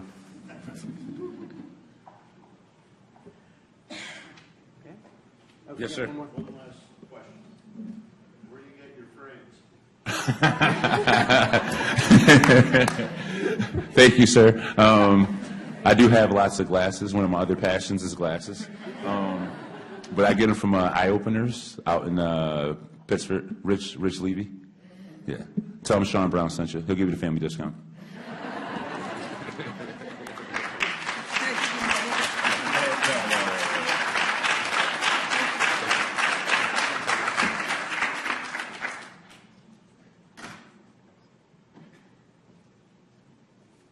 Okay, so at this point, I'm going to invite Tiani, Maurice, Zion, Emerald, and Renita to come on down and be our panel for the next few minutes.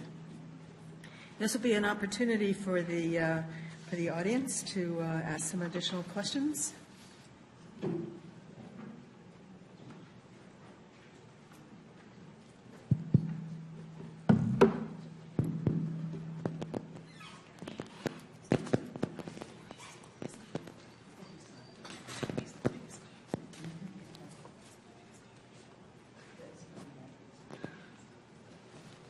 Maybe Maurice will be back after he moves his car. You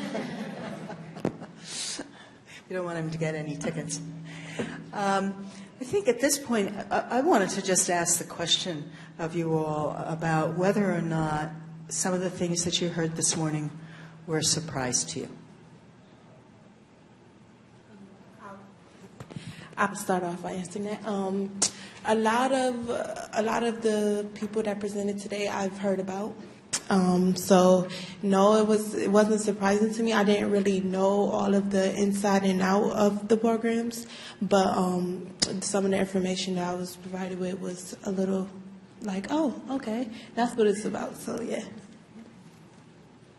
I would say I was sort of surprised, but at the same time I wasn't, because this is some of the stuff that I deal with. Because not only do I do Conkey Cruisers, but I'm also the chair of the Mayor's Youth Advisory Council.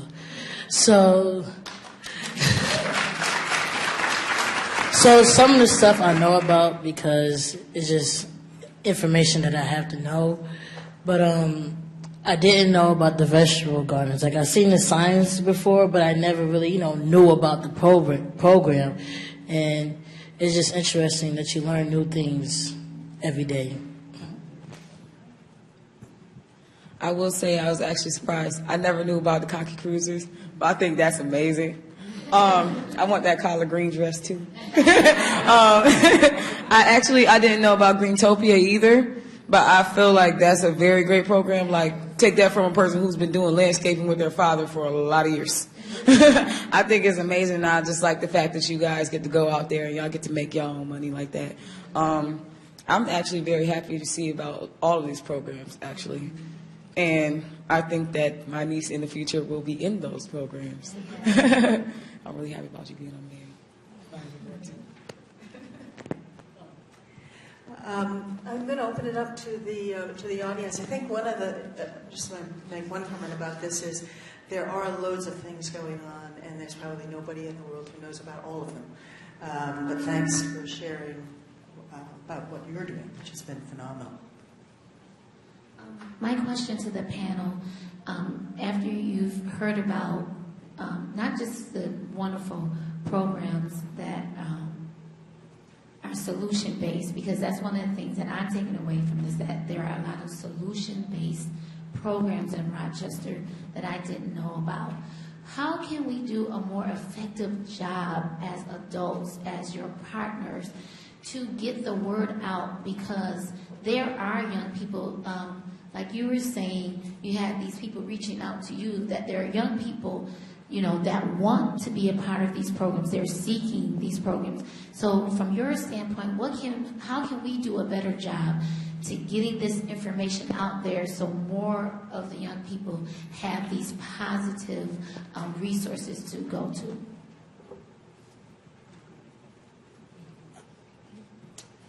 A lot of times growing up as a kid, I'm not that old myself, I'm only 19, but growing up, it's just, I was always at a rec center or, you know, anywhere where there's a lot of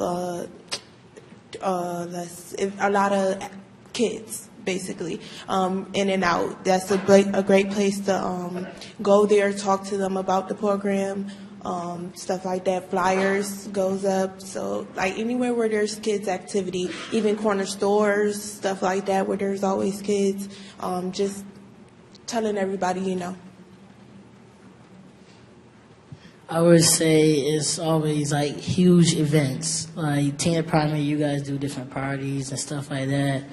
My group, we do different, my youth group, we do different events, Conky Cruisers, just getting the word out by biking and talking to the kids in the neighborhood. It's always word of mouth. It's always social media. So if you get it on Facebook, if you get it on Twitter or Instagram, you know, kids, you know, we pay attention to that type of stuff. One of the things I think we're already doing good by seeing the support from the adults, and the way to get it out there more is by networking a lot more. A lot of us, at the end of this, we should be taking each other's numbers, you know, and just bringing it up. Let me just mention, all the numbers and sites are going to be out on the, oh good, all right. There's on the program, and then there's a separate one on one of the tables in the lobby. Okay. Okay, that's great. See, there you go. So that's a start. And then I think like to take it a step further, some of these projects collaborating together, as well as seeing that your project is like during the summer, right? Okay, a lot of these projects happen during the summer. The good thing about it is like Teen Empowerment does things. We usually work from the fall to the summer. And one of the things they like to do is they like to know about different programs that kids can engage in, because a lot of kids just come in. Even if they're not a part of the youth organizers that are hired, a lot of youth come in on Genesee from the schools and everything. So the thing is, they like to hear about those programs as well. And to hear about these programs, especially around the summertime, and they don't have much to do, and they're like, oh, well, I don't really know what I could get into. A lot of times, Doug and Jennifer, they will actually refer a lot of things. They've actually referred a couple of things to me. I got my job at the University of Rochester because they referred me to a job there. So it's basically just getting out there, networking and collabing and coming together. Well, I hope those of you who are either from the schools or from churches will make some copies of the back page of the symposium and make those available to your youth in your various congregations or classrooms, because certainly this is a place to start. And from that, they will, I think, hear of more and more organizations that are available. Another question.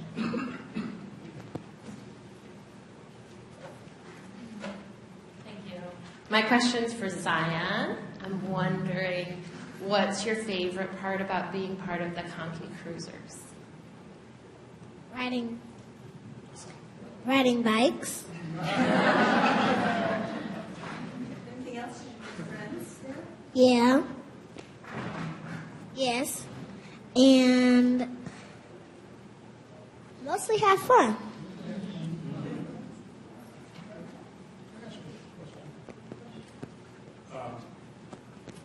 And this is to Emerald or to anybody else here who can help to answer it. I really appreciate your emphasis on lead poisoning. Could you say how people tend to get it? Yeah, what do they do? How does it enter their body? Oh, yeah. So they can begin to think about what to do at home to prevent it. Well, some of the things that can, well, it's basically like lead is mostly transported through dust a lot of times, and it can be found on windowsills, and like a teaspoonful of the dust actually can be enough to really seriously harm a child. Some of the preventative, and also in houses that were made like before 1978, I would say. That's like most of the houses that are really prone to having lead in them more than anything. Also, a lot of people, to take preventative measures, they say that you should wipe your windowsills and you should wipe off toys and stuff. Like also cigarettes in the environment, the ash and stuff can actually leave lead out there for children. And like they're around people who smoke cigarettes, they go touching things, you can get that too. The thing is, like, a lot of people, it's just that, you do regular cleaning of your windowsills and different things. You should make sure that you check for chip paint in old houses and make sure that it's like repaint so that you can actually prevent things like that.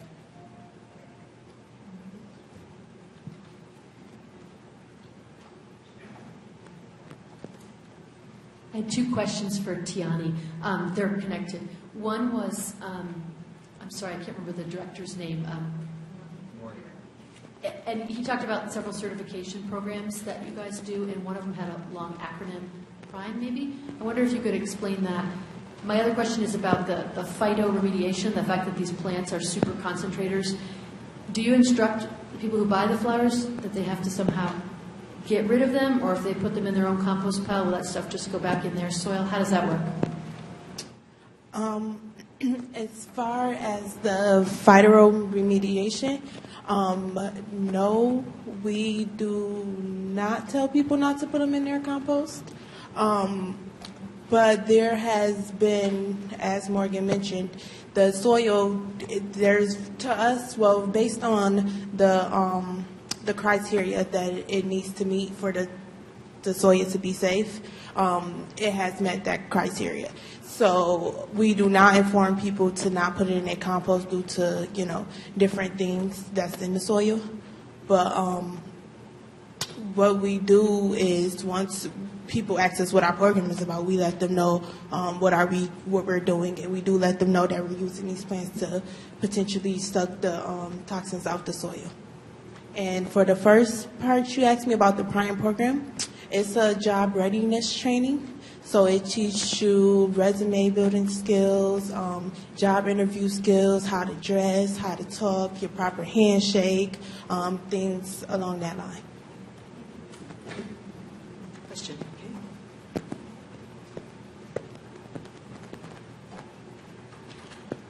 My question would simply be, and back it up a little bit.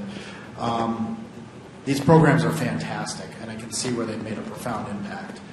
How in the past have these programs impacted your faith and in the way that you connect with other people of faith? Have you found any differences whatsoever from these programs and participating in them? Is that a question for me? Okay, faith, yes, my faith has went up in the Josana neighborhood alone. Just being able to involve the youth, ages 18 to 21 that live in this neighborhood, that is potentially a part of poverty and all the drugs and all the other different things that the neighborhood is known for. So my faith for them has went up because we're able to employ them youth and give them something positive to do during the summer and to make some money and pick up lots of training skills that can benefit them in moving forward in the workforce.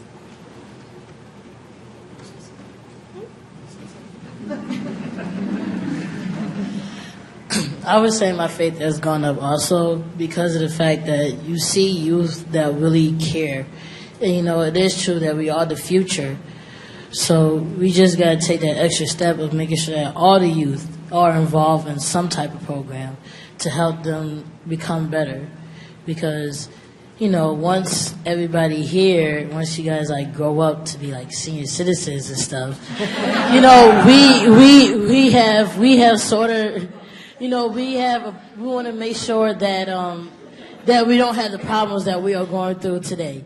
You know, we want to make sure that there is a solution to the problems. So this is the foundation we're setting actually for ourselves. This is our foundation that we're setting up so that when we get older, we don't have to go through these issues. That maybe, hopefully, we don't have to go through any issues.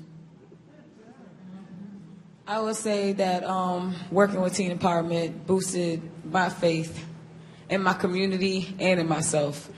I was a person who I would work jobs, and I never really felt like I fit in most places. I never really got to express myself. I just go, do my job, and I leave. When I first went to teen empowerment from the interview process, I had another job, and I was looking for a second job. After interviewing and going through the things we were going through and talking about the issues that you face, and just going to that interview, it was like an interview I've never had before. And I literally told them not to give me the job because I wanted somebody else who needed it more than me to have it. And that's because there's so many kids in the community who really need a job. And it's like so many things they go through. I really didn't care about most things. I thought that, you know, I didn't really have a voice in a lot of things. I couldn't really say much. It is what it is. I'm just going to do me. And they taught me that you can't be that way, you know. Only way that you can progress and your community can progress is if you openly show how much passion you have. And if you speak out about a lot of things, it can change. They even help us like through using our artistic abilities. One of the things that you got to do to pass the interviewing process is you have to do something creative, like some kind of creative thing about you. You can draw, you can sing, that's what I did. You can rap, you can do poetry, you can write a story, a little short, you know what I mean? Something, a speech.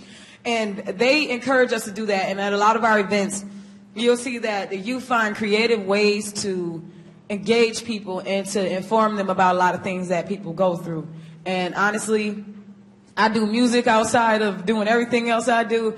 And honestly, they actually made me think about it and think about the fact that I should have purpose with the stuff that I do. And like, I thank them for that. And I feel like I'm getting all teary-eyed and stuff. So I'm going to stop. And I'm going to let him say something.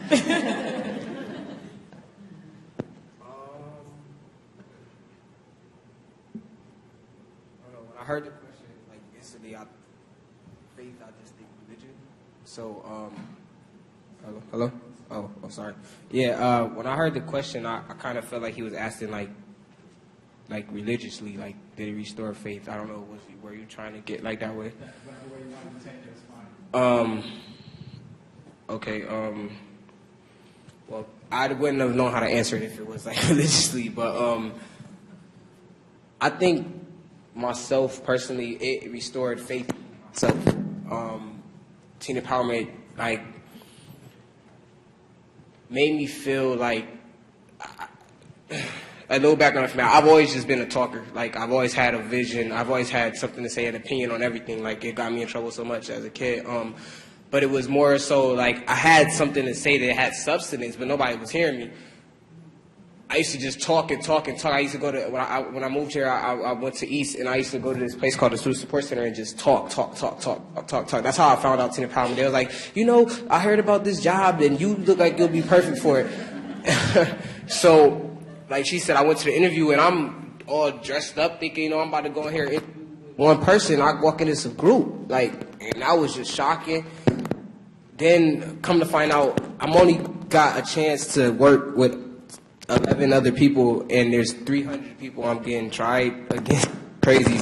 Like I said, yeah, it gave me it restilled my faith in myself that throughout all adversity, as long as I put my mind through it, I could like overcome. And it also reinstilled my faith in other humans because I had got to a point where I felt that everybody is going to let me down regardless of how much they say they care, regardless of how much they there, regardless of who they are. And I had just stopped caring to hear the promises or caring to even ask for the support. I'm just going to make it happen myself. And I realize that there are other people that actually are not self-centered and that are looking to help the community, even if it's just one person at a time. So.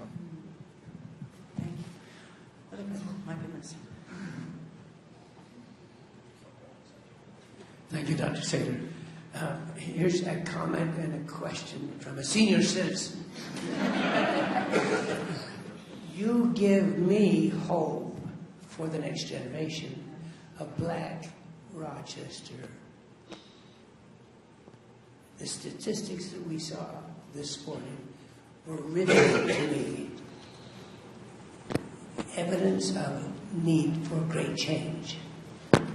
You are change agents. Now here's an example of someone who's a change agent in the past, and that's Emma. Dr. Saylor asked, was there anything that surprised us when we came?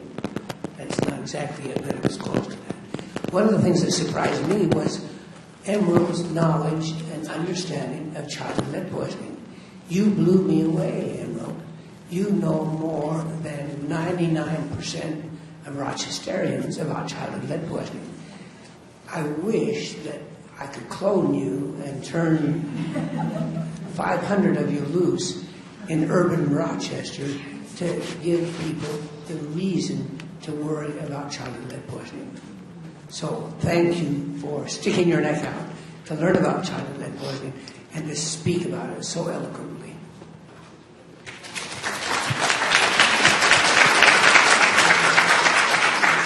So you have increased my hope, all of you. Thank you. You have increased my faith in the efforts that you will engage in the future, and I wish you well.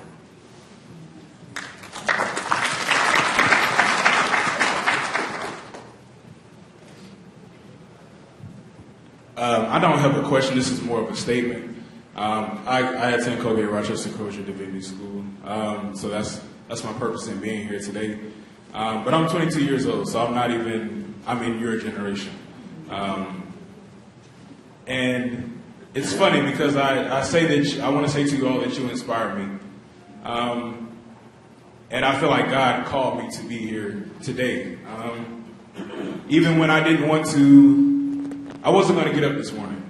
Honestly, was going to turn off that alarm and roll right back over and say, you know what, I really don't need to go to this particular symposium. I'm just going to, get these couple extra hours of sleep in. Because I only get 2 hours of sleep. So I'm just going to get these couple extra hours of sleep in and wake up and do some work. That'd be more beneficial for me. But I felt like God was like, nah, brother. Get your butt up.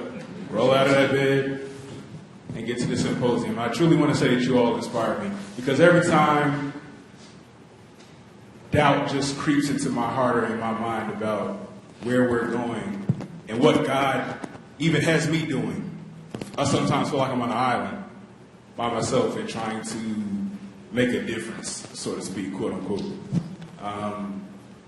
But coming here today, you all truly inspired me, and every time that doubt starts to creep into my heart, God always smacks me and like, there's more to come. The best is always yet to come.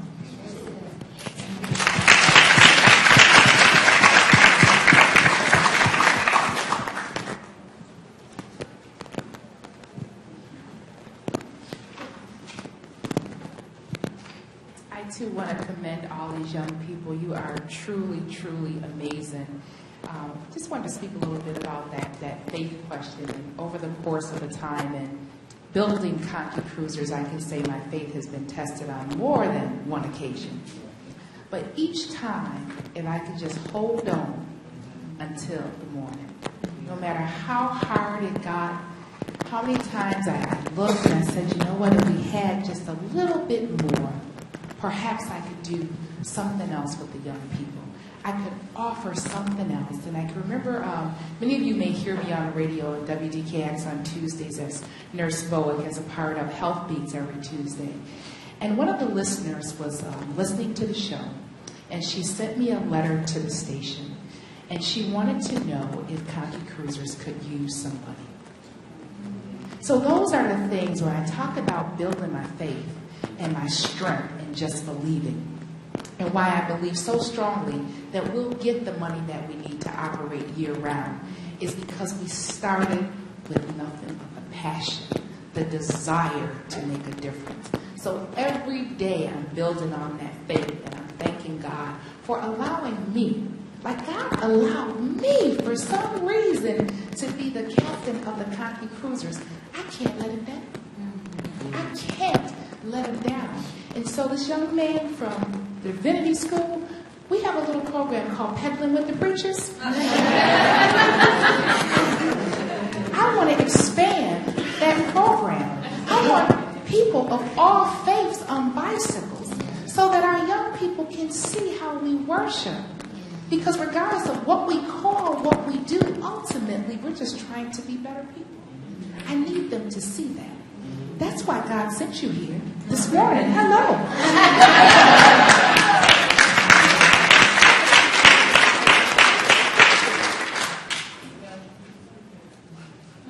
I wanted to address this to Tiana and Morgan. Y'all from your side there. I just want to ask you, were y'all a very good friend of mine, a close friend? He passed. And I wanted to know if y'all knew something about him who was very instrumental in putting that park together. Mr. Dwayne Watts. There was a park right on the corner of Smith. Beautiful park. Smith and Jay. Is that where it is? Yes, I think.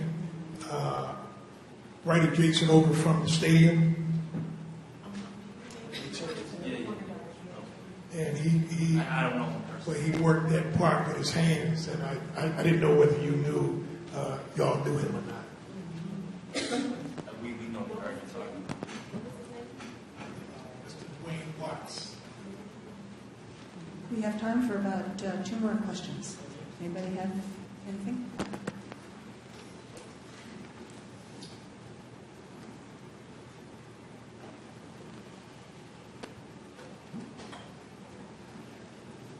Good morning. My question is to the young lady about the lead poisoning. I know a young man that did get a check cut.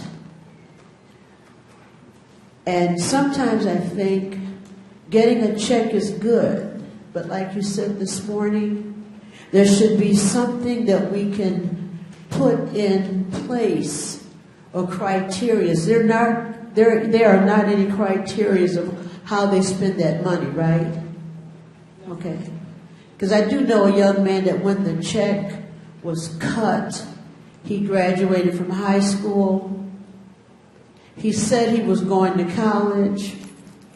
When he got the check in his hand, he didn't go to college. Right now, every time he can buy a car and fix it up with big tires, that's what he does. And that young man is not working right now. So I wish there was something that we could do about that. Because I just wonder if it's a trap, especially to a young person when you get a big check. And don't have anybody to follow through or criteria or how to track. What did you spend this money on? It's just saddening. I will say, like, it really should be those things. And that's what I was trying to call to attention to everybody in here today. The fact that they really do need to have more things to help these people. I really did want to shed light on the fact that they should have financial assistance programs for these people so that they can help them figure out how to spend their money. Like, I feel really bad that he actually didn't go to college, and it's really sad because a lot of people actually do that. They'll get this money, and because we have not experienced life like that, and because we've lived in poverty for a long time, we feel like we're rich. We're balling out. We're doing all these things like that, and sometimes people can get caught up with that. And you know, the long-term thing of it is that that money goes. because money comes and money goes, and everybody knows that. And the worst thing about it is being left in a position that you're in once everything is gone, if you hadn't had the opportunity or had the assistance or had the knowledge to spend your money properly. Now, what my best friend, she also had a lead check. But the funniest thing about my best friend is she was very good with her money. She still has money from it because she puts her money away. She only brings it out for things she needs to help with. She likes to work. And she just went off and she started doing school because she's trying to get her LP and her CNA and stuff like that. But she really thought about it. And she was like, I know this money is not going to be here forever, especially if I spend it fast. And honestly, if more people knew what she knew, it would be a lot easier. It would be a lot better. I know a lot more people who actually, they spent their money just like what you said about the young man. A lot of them, they spend it. And they're like, oh, well, I got this money, so what y'all want to do? Let's go to the casino. Let's do this, that, and the third. And, that's what young people think about. We think about living life. A lot of times nowadays you see that in society, living life. And we going to live it like we don't got tomorrow. But the sad reality is like some of them don't make it to the next day. But the people who do, if you don't have anything in place for your future, it's really hard. So honestly, I hope that a lot of people will consider that. Helping these people get financial assistance. People monitoring these people and helping them get on the right track. Because we don't need money. We need people who care. And if you give them money too, that's cool too because they do deserve it. But what I'm saying is people who care makes it a lot better for people with money. Especially people who never had it before. To advise them, these are the things that could happen if you don't do it right. And I thought that was very important, and I'm very glad that you brought that up again.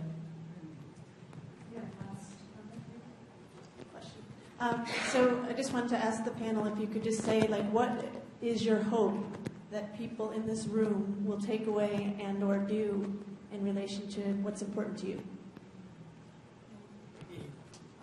I'm sorry, can you repeat that, please? Just what is your hope that people in this room would do or take away from what you all presented today about these issues that are really important to you? Not so much about not what you guys can do specifically, but as a community, as everybody as a whole, I feel like support and just finding a way to collaborate, finding a way to put all these good programs together and create something really, really big, and that'll be a bigger impact on more people versus just certain neighborhoods.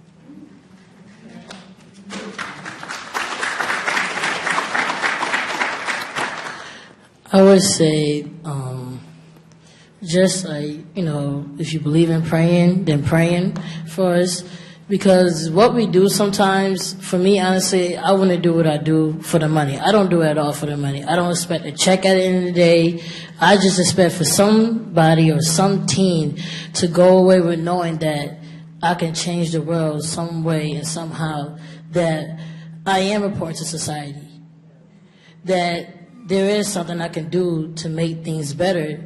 Most kids, they in the mindset of YOLO, like you only live once.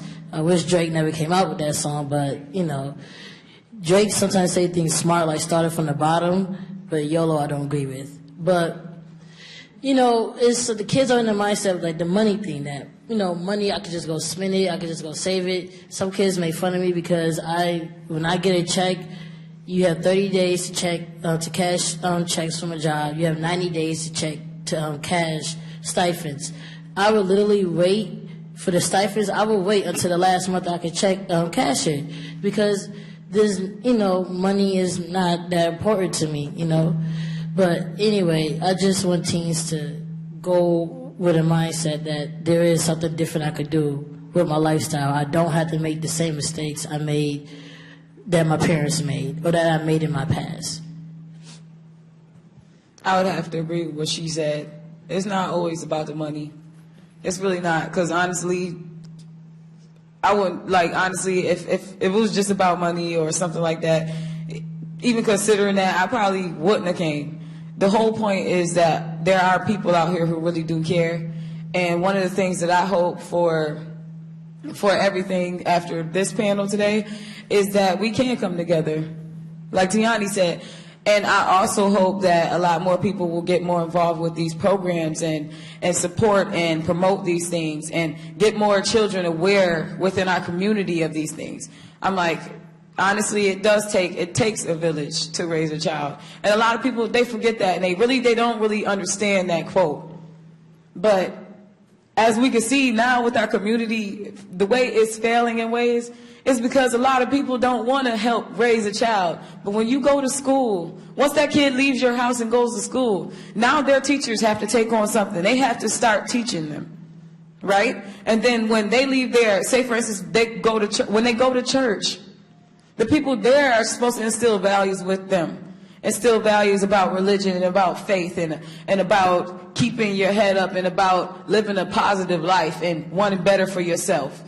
And a lot of people, they lack that nowadays. A lot of the role models that are out there now are,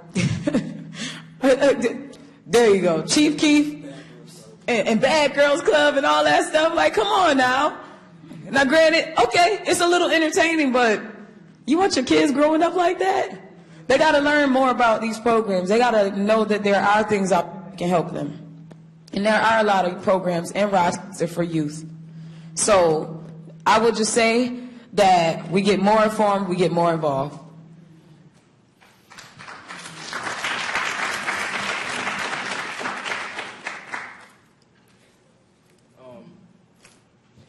I kind of want to second. I don't know, like what I was going to say is kind of similar to what Emma was just speaking to. That I feel as if the next step is like I feel like people-to-people relationships like can help defer a lot of like, especially because I spoke about violence. I feel that not only are we stereotyped, like when I say we, I'm speaking of young black men by the way we look.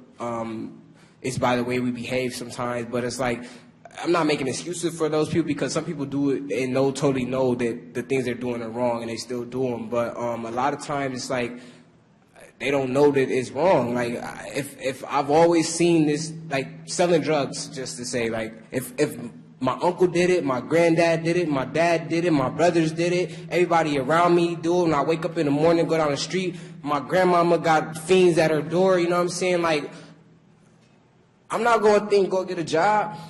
I'm going to think go get a pack. For one, that's right around the corner. The job, I got to go put a suit on and go ask somebody for that. Like, so I feel like that people, when it comes to young black men, considering that I feel like we are the ones causing most of the violence, they don't need to be counted out. Like, they don't need to be judged. They don't need to be like, hey, he's a lost cause. Like, a lot of times I know it's been times I was willing to go do something, but on the process someone said something to me that just made me think and just made me not want to go do it. So I would say that people just need to be involved more with people. Like, when you see someone doing something wrong or you feel as if that action he's doing is not like beneficial to you, him, or our community, our society, or whatnot, even if he's not going to hear it at that moment, I feel as if it's your job, our jobs, to say something to those people. I feel that because like I know that something I took from teen empowerment is that I don't know how many people was in here, but if something I said touches one person, then that's what I came here for.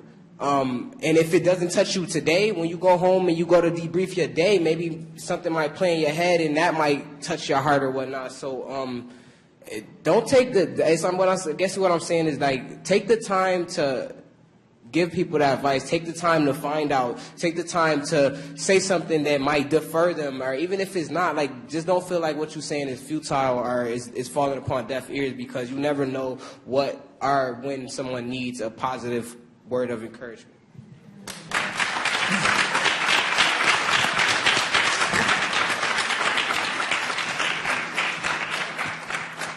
All right. right. I've been given 2 minutes, but don't worry, I won't take that long. I wanted to thank our panelists for coming this morning and for all the representatives of the programs and let's give them a round of applause.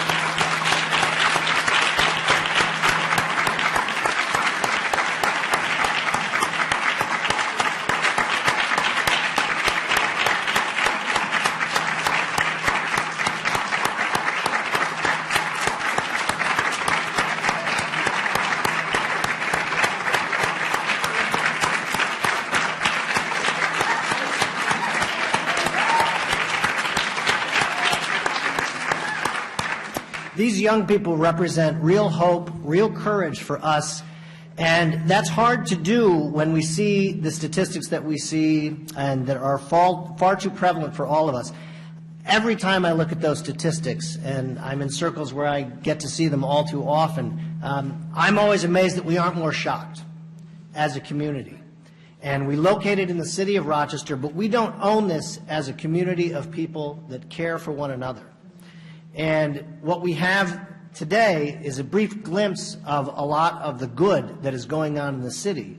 But we also started with a real picture of what it's looking like out there and the amount of work that we need to do as a community to get to where we need to get so that all people are provided an opportunity to flourish, not just survive at the most minimal level, but they're able to flourish. And so I would encourage all of us and challenge all of us as we leave here today to look for those opportunities to get engaged and to get involved. It doesn't have to be the solution. There are many solutions, and each person doing their own bit makes a combined difference. But one thing is certain, if we sit back and don't do anything, it's going to just continue. And we'll be looking at these same statistics next year, the year after, the year after. So take that to heart as we leave here today, that you look for an opportunity. One of the ways that we've tried to make that easier for you is not only to provide the websites of these organizations on the back of your programs, but on the CRCDS website, and I have these flyers both on the table out there and on the railing as you exit on the upper level, we have a Janice Lynn Cohen Symposium page. And that has the contact information, so if you say, oh, I lost my flyer, don't have that, you can go there very quickly and easily and get those connections. We're going to be adding to that throughout the year so that that becomes a quick and easy resource for people to go to look where they can plug in, to look where you can support. All these organizations need money. As somebody that deals in that 365 days a year, it's a very real need, but that's just the beginning. That's just the beginning. So, again, take that to heart. We are delighted that you came and joined us today. Thank you all. If you need parking validation, I have some. I think Jane in the back has some as well, for those of you who need that to get out of the parking lots. And any questions, the panelists will be around, the members of the organizations will be around as well, and I would encourage you to take advantage of that. One final thing for Colgate Rochester Crozier, this is our lecture week. This is the first time that we've been able to incorporate Janice Lynn Cohen Symposium into our lecture week, and we're delighted with the participation. And if you're looking for more, this afternoon we have another light topic, the exploitation of women. That begins Thursday afternoon today, Wednesday afternoon, and goes into Thursday. Very important. It's part of the Helen Barrett Montgomery Conference. We would encourage you to gain more information outside on our CRCDS table. And again, we will be around to answer questions as well. Thank you so much.